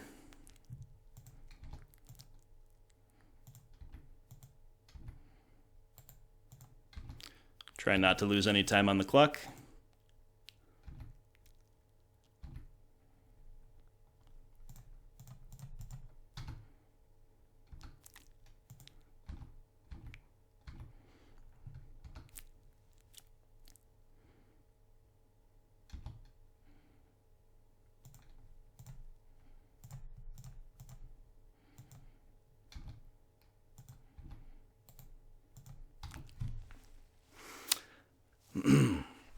They had no cards left in library. If I was paying a little closer attention, I would have just passed my turn to save those few seconds. So opponent started playing for the clock at the end there, and now we're exactly at 7:38 each. So we have to not lose to the clock. We also kind of have to not lose a game, but not really. Like, can they really kill us twice? I kind of doubt it. The problem is I've got kind of slow internet because I live in a rural area, and if the opponent just sixes forever, they might just win. So this is why I wish I was ahead instead of at parity. But that would be a really crappy way to lose. And, you know, despite live commentating, I am exactly even on the clock, so I can be pretty happy with that. But near the end there, I should have gone a little quicker. Anyway. Interesting decisions how to side. The other thing we can do is just actually beat them here in game 2. We don't have to win on the clock. So let's try to do that, probably, but play as quickly as I can. So I'm not going to talk much. Our whole deck is good. Frankly, our whole deck is just good. And we've got a million cards we want to bring in. I'm going to say probably no to the brutalities. Or should we just play without spot removal? Path is good against Uro, Push is good against Quattle, but neither are great overall, so let's just do that. Play with only one Ashiok. Now we're talking. Now we only have to make 2 cuts. Actually going to cut 1 Tarmogoyf because it's so value-oriented, and one other thing. One other card.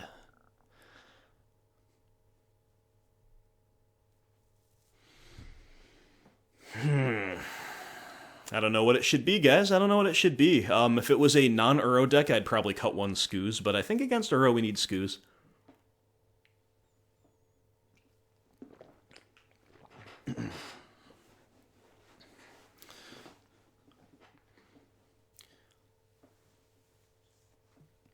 Why don't we play with only 1 Brutality? It's a fine card, but they can just go on Planeswalkers. On Curve and Uro and stuff, and it's pretty weak to all that. Alright. Alright.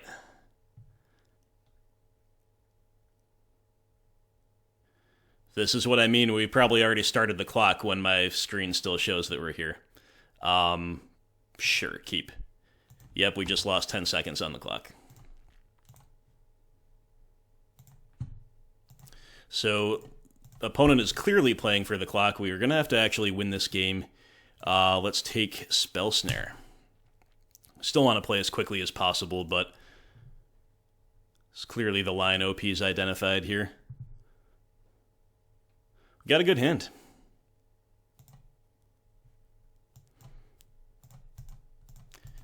I'm going to play Bob over Stoneforge, but either one's fine. But I expect this to really draw the path, and indeed it does. Could have got Swamp there, either way.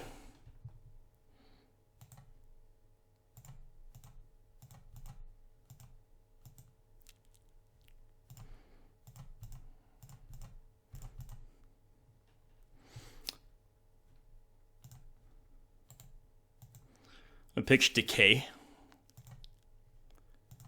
Play my Spell Bomb and say go.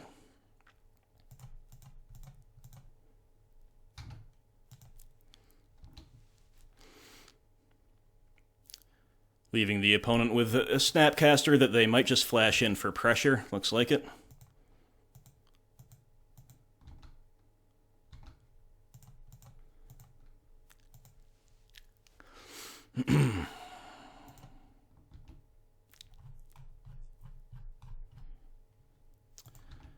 Okay, they go Snap into Astrolabe,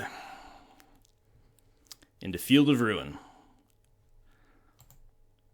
Okay, I'm going to tick up, lose this land, then just dump my hand.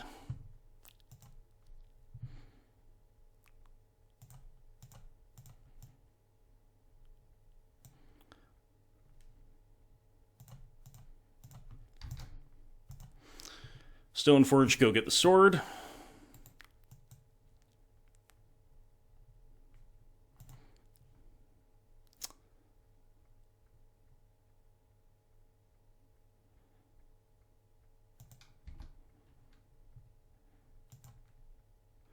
We'll get Swamp there.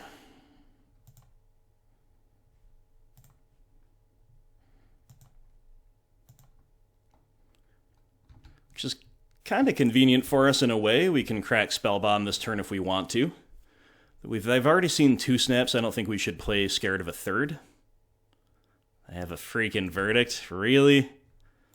Okay. Now I'm definitely doing this. Tracker. Okay, we draw Inquisition. Not gonna do it. Let's pitch it. Play the Tracker, say go. Our position's still very strong. They have a land. We have a land. Yes, that's it. That's the draw. That is the draw.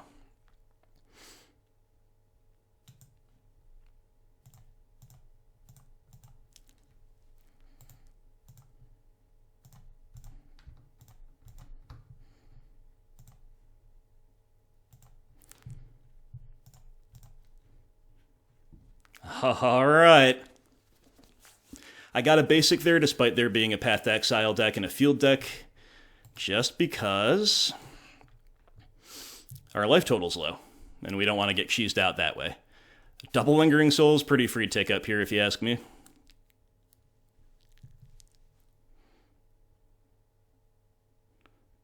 Cryptic, Bouncing Lily. Okay.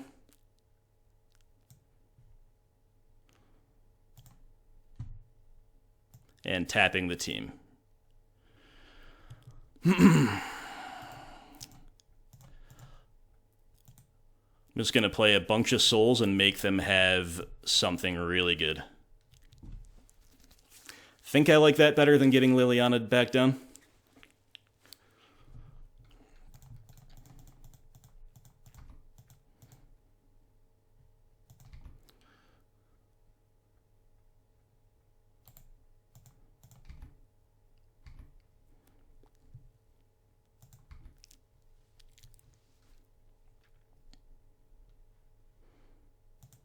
Sanctuary to buy back Cryptic.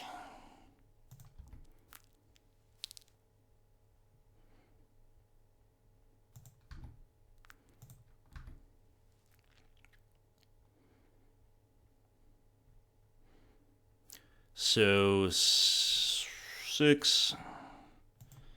Let's crack one here. 7, 8, 9, 10, 11.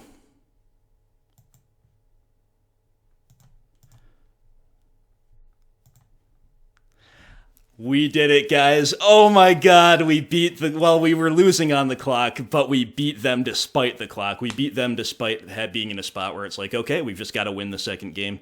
Absolutely crushed them in the second game. What a strong curve out. I'm so tired. I'm so tired. I can't tell you how tiring it is to come home from work with no rest to jump on this and then to play a league like this while I'm commentating, but I'm so hyped at the same time.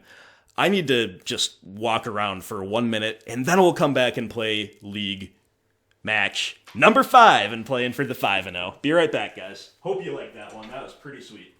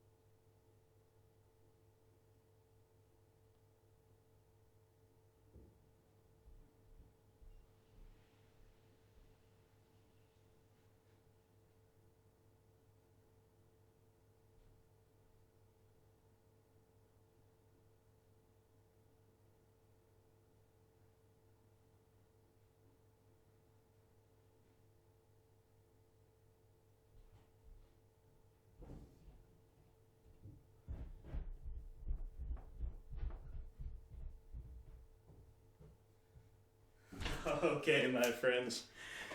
We're back. I cannot play another one like that, I don't think. Well, you know what? Yes, I can. I don't want to, though. I really don't want to. I want to play... I want a free win in match 5. I want a free win. I'm not too proud to admit it. I have reached my... I've had my quota for the day of intense decision-making. But I also want to win, so I think that puts us in the category of requesting a free win. Let's hope we get it. Either way, it's been an awesome one. This looks like a pretty great hand to me. I will keep. And we're on the play. Opponent will mulligan to 5. This is a very good start.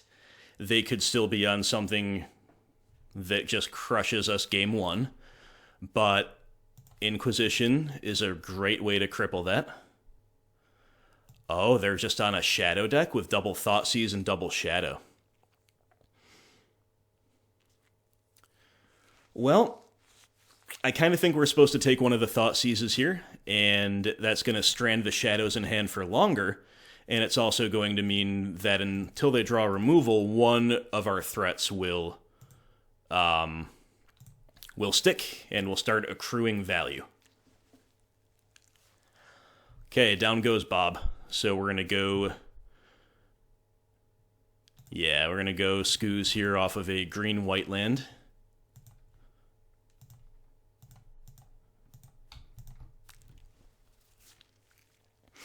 Maelstrom Pulse, a pretty awesome draw. You could see a situation where they are...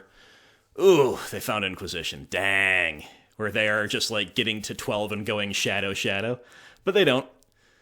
Or they still might, but now we can't pulse them. That's what I mean to say. Skoos. Probably just hanging back, honestly. Or Tarmogoyf. You know what? That's fine.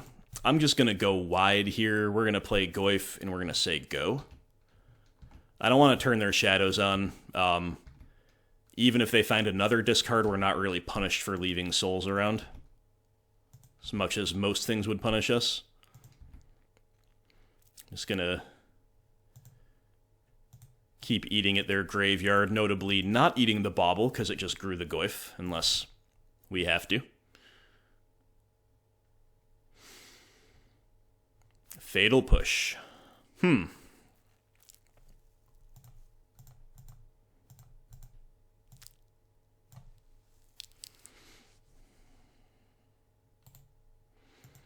think that gives us the green light to attack here. Okay, they do have the second land. That makes this a lot riskier. Nevertheless, still pretty good spot for us. Just draw an Abrupt Decay or a trophy. Yeah. Yeah, I'll take it. I'll take it. What a great progression we've had, guys. Holy moly.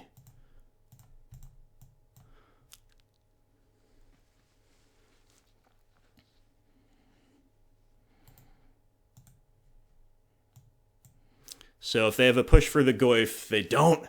They don't. All right, so we are against what appears to be Grixis Shadow, and we were just given a pretty free win in game 1. We just got to beat them post-side one time, hopefully right here in game 2. So I reiterate my idea from game 1 that, like, the most directly impactful cards are Gideon, Tracker, and Spell Bombs, but that you could justify playing Fulminators. You could play one Ashiok, Plague Men are fine. But again, our 60 is such that we probably just want to keep it conservative with our sideboarding. Once again, I'm going to shave my bobs. We're going to bring in these 4 cards. Probably just cut 2 Inquisitions and call it good.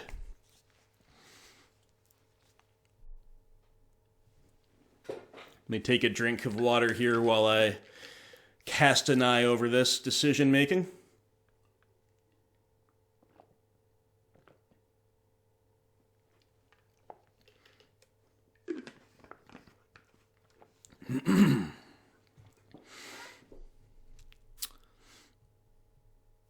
I'm with it. I'm with it, my friends. Let's do it. Let's get him.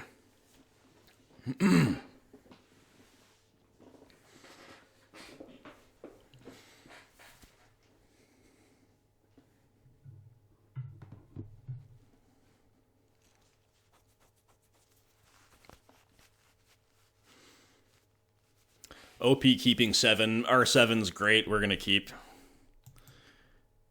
We're a little soft because we don't have answers on the board to them just, like, having an early threat. We're also soft to them having Veil of Summer, but they haven't showed us green mana. And our curve is so perfect, 1, 2, 3, 4, that we definitely, I think, have to Thoughtseize. Especially, again, because we don't have answers to the board, so we've got to answer things in hand. They could just, hopefully, the worst they do is stub this, but they just let it resolve. Okay, so they've got push. We don't really care. I think we just take the Snapcaster here. They can certainly push our Stoneforge Mystic next turn, but that's still card advantage for us, and we've got a handful of advantage.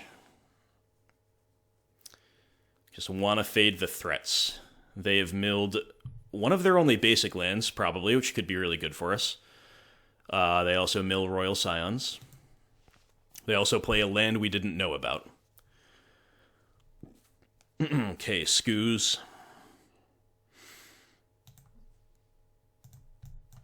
I don't realistically see us leveraging Skoos all that much early. And I would also rather trade Mystic with a push right now, I think, than Skoos, but you could go either way. I'm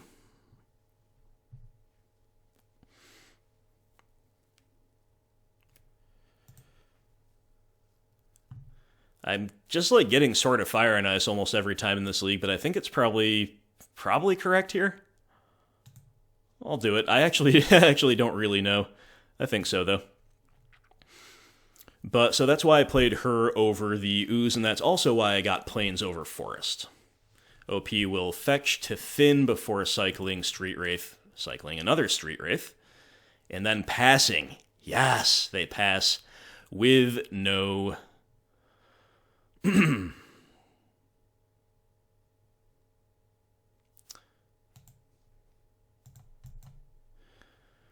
with no play, with no threat.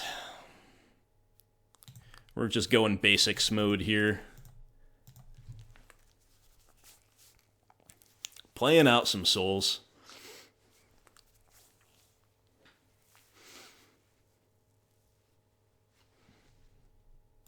Interesting that the opponent played Island over Steam Vents there. We're pretty flooded. But...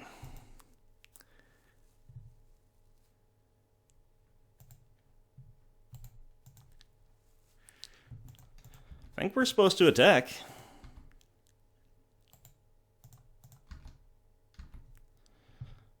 In fact, we could have attacked first before playing the tracker, but whatever.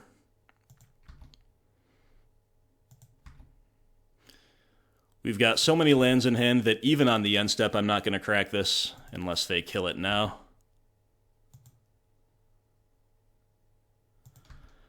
They did not have Revolt, so they are priced into Snap Thought Scour.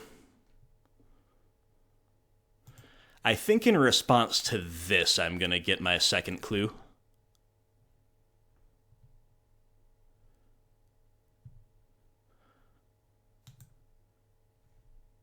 We'll also get our second black online there.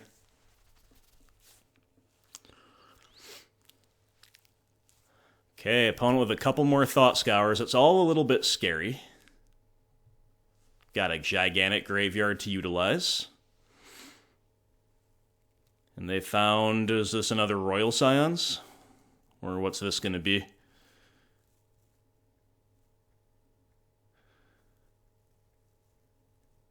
It's a Kolaghan's Command. A little brutal.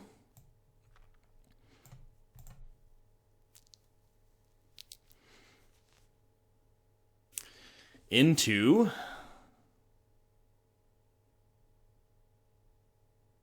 an Angler, looks like.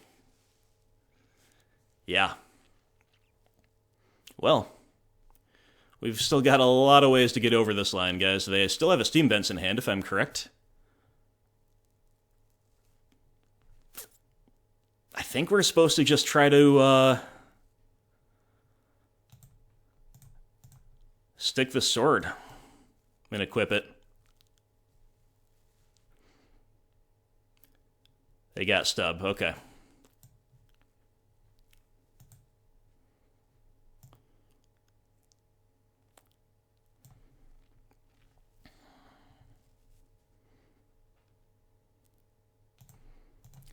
Just gonna put lethal on board with Lingering Souls.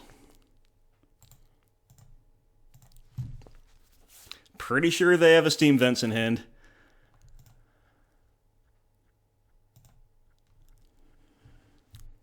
So we're gonna go to 7. Or we're taking 7, we're gonna go to 4. Once again, I think we're supposed to present lethal here.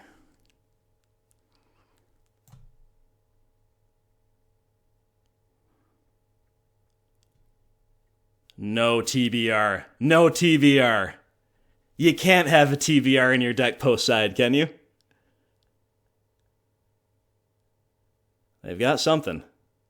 Or is this the concession? Did they just juke us out with the fake TBR? They did! Ho! Respect to OP for that.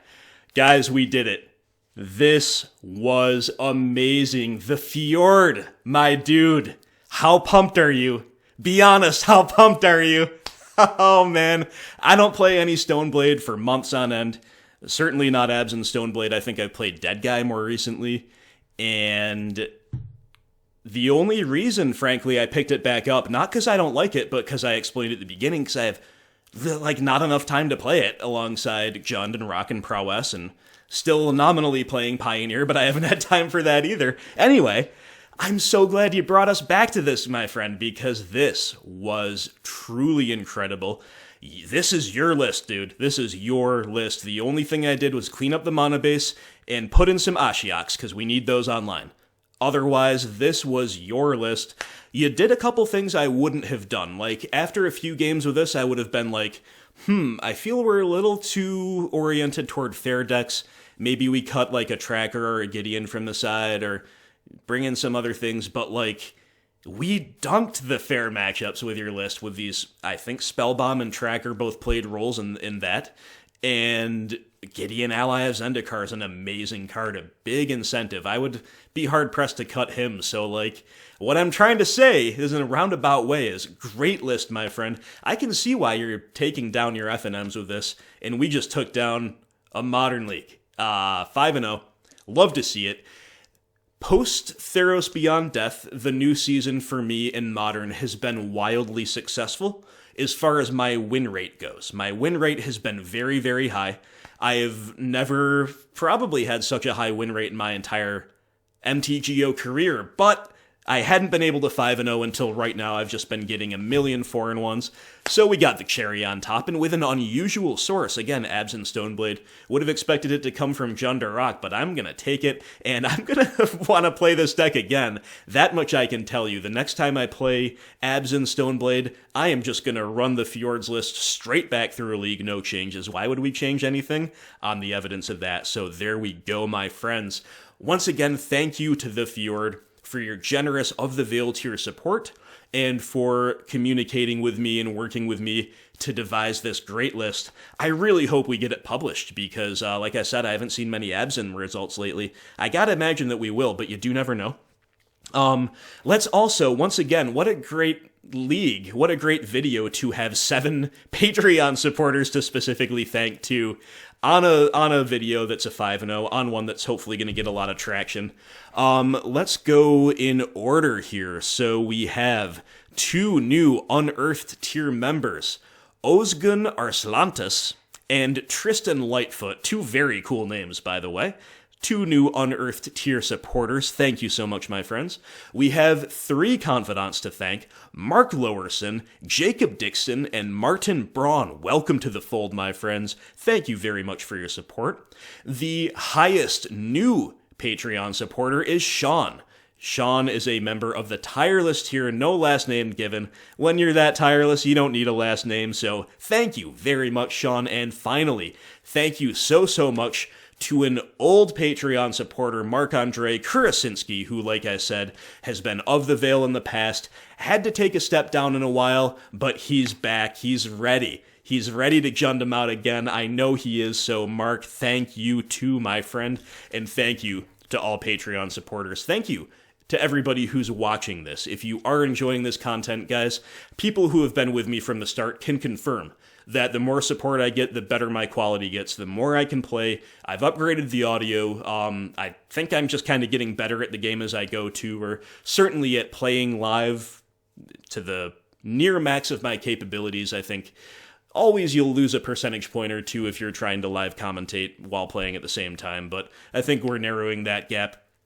And, I put a lot of time into social media, whether it be Patreon or YouTube comments or my presence on other forums. So if you want to see more of me, if you want to see more of this, Patreon is the best way to give back. You can earn yourself a donation league by doing so, just like this one. All the info's in the description. You can also patronize my sponsor, Brian Palmer, who we already mentioned. Great dude. High quality, very aesthetic products. And finally, you can give this a big old thumbs up. You can subscribe to the channel, you can hit the alert bell so you're notified when I put out a new video, and you can leave a comment letting me know what you thought about what's going on here. That also helps me with YouTube algorithm shenanigans. So anyway, guys, there's my spiel. Yeah, so what did I say at the beginning of the league? I said that, we were almost weirdly too good against fair matchups. I'm glad we were, because we had to beat Shadow twice. I also said that I could see this deck needing a 24th land, and look, I still stand by that. Again, I think we do on paper have enough mana sinks to validate that, but we also never really flooded, except, I guess, game 1, round 4 against the control deck, we were a little flooded, but we came back from that. So that's the opposite side of the coin, is obviously the 24th land is going to make you flood more, but I do still think if you're going to try this out, if you're going to get a lot of games in and tweaking and testing, consider the 24th land. Consider trying it with the land number 24. I could see it. I don't know what we'd cut. obvious thing to do is maybe trim a Lingering Souls or cut one Tireless Tracker, but those cards were both awesome today, so who knows, but that's just my food for thought. My predictions did not really pan out, though. Our deck just curved out, we just crushed them. Great times, my friends, so let's cut it off here. I thank you again for watching. I will see you in the comments section, and please do stick around, because you know, we're never going to stop doing this on this channel for you. Thank you again for watching. Hope everybody out there has a wonderful day.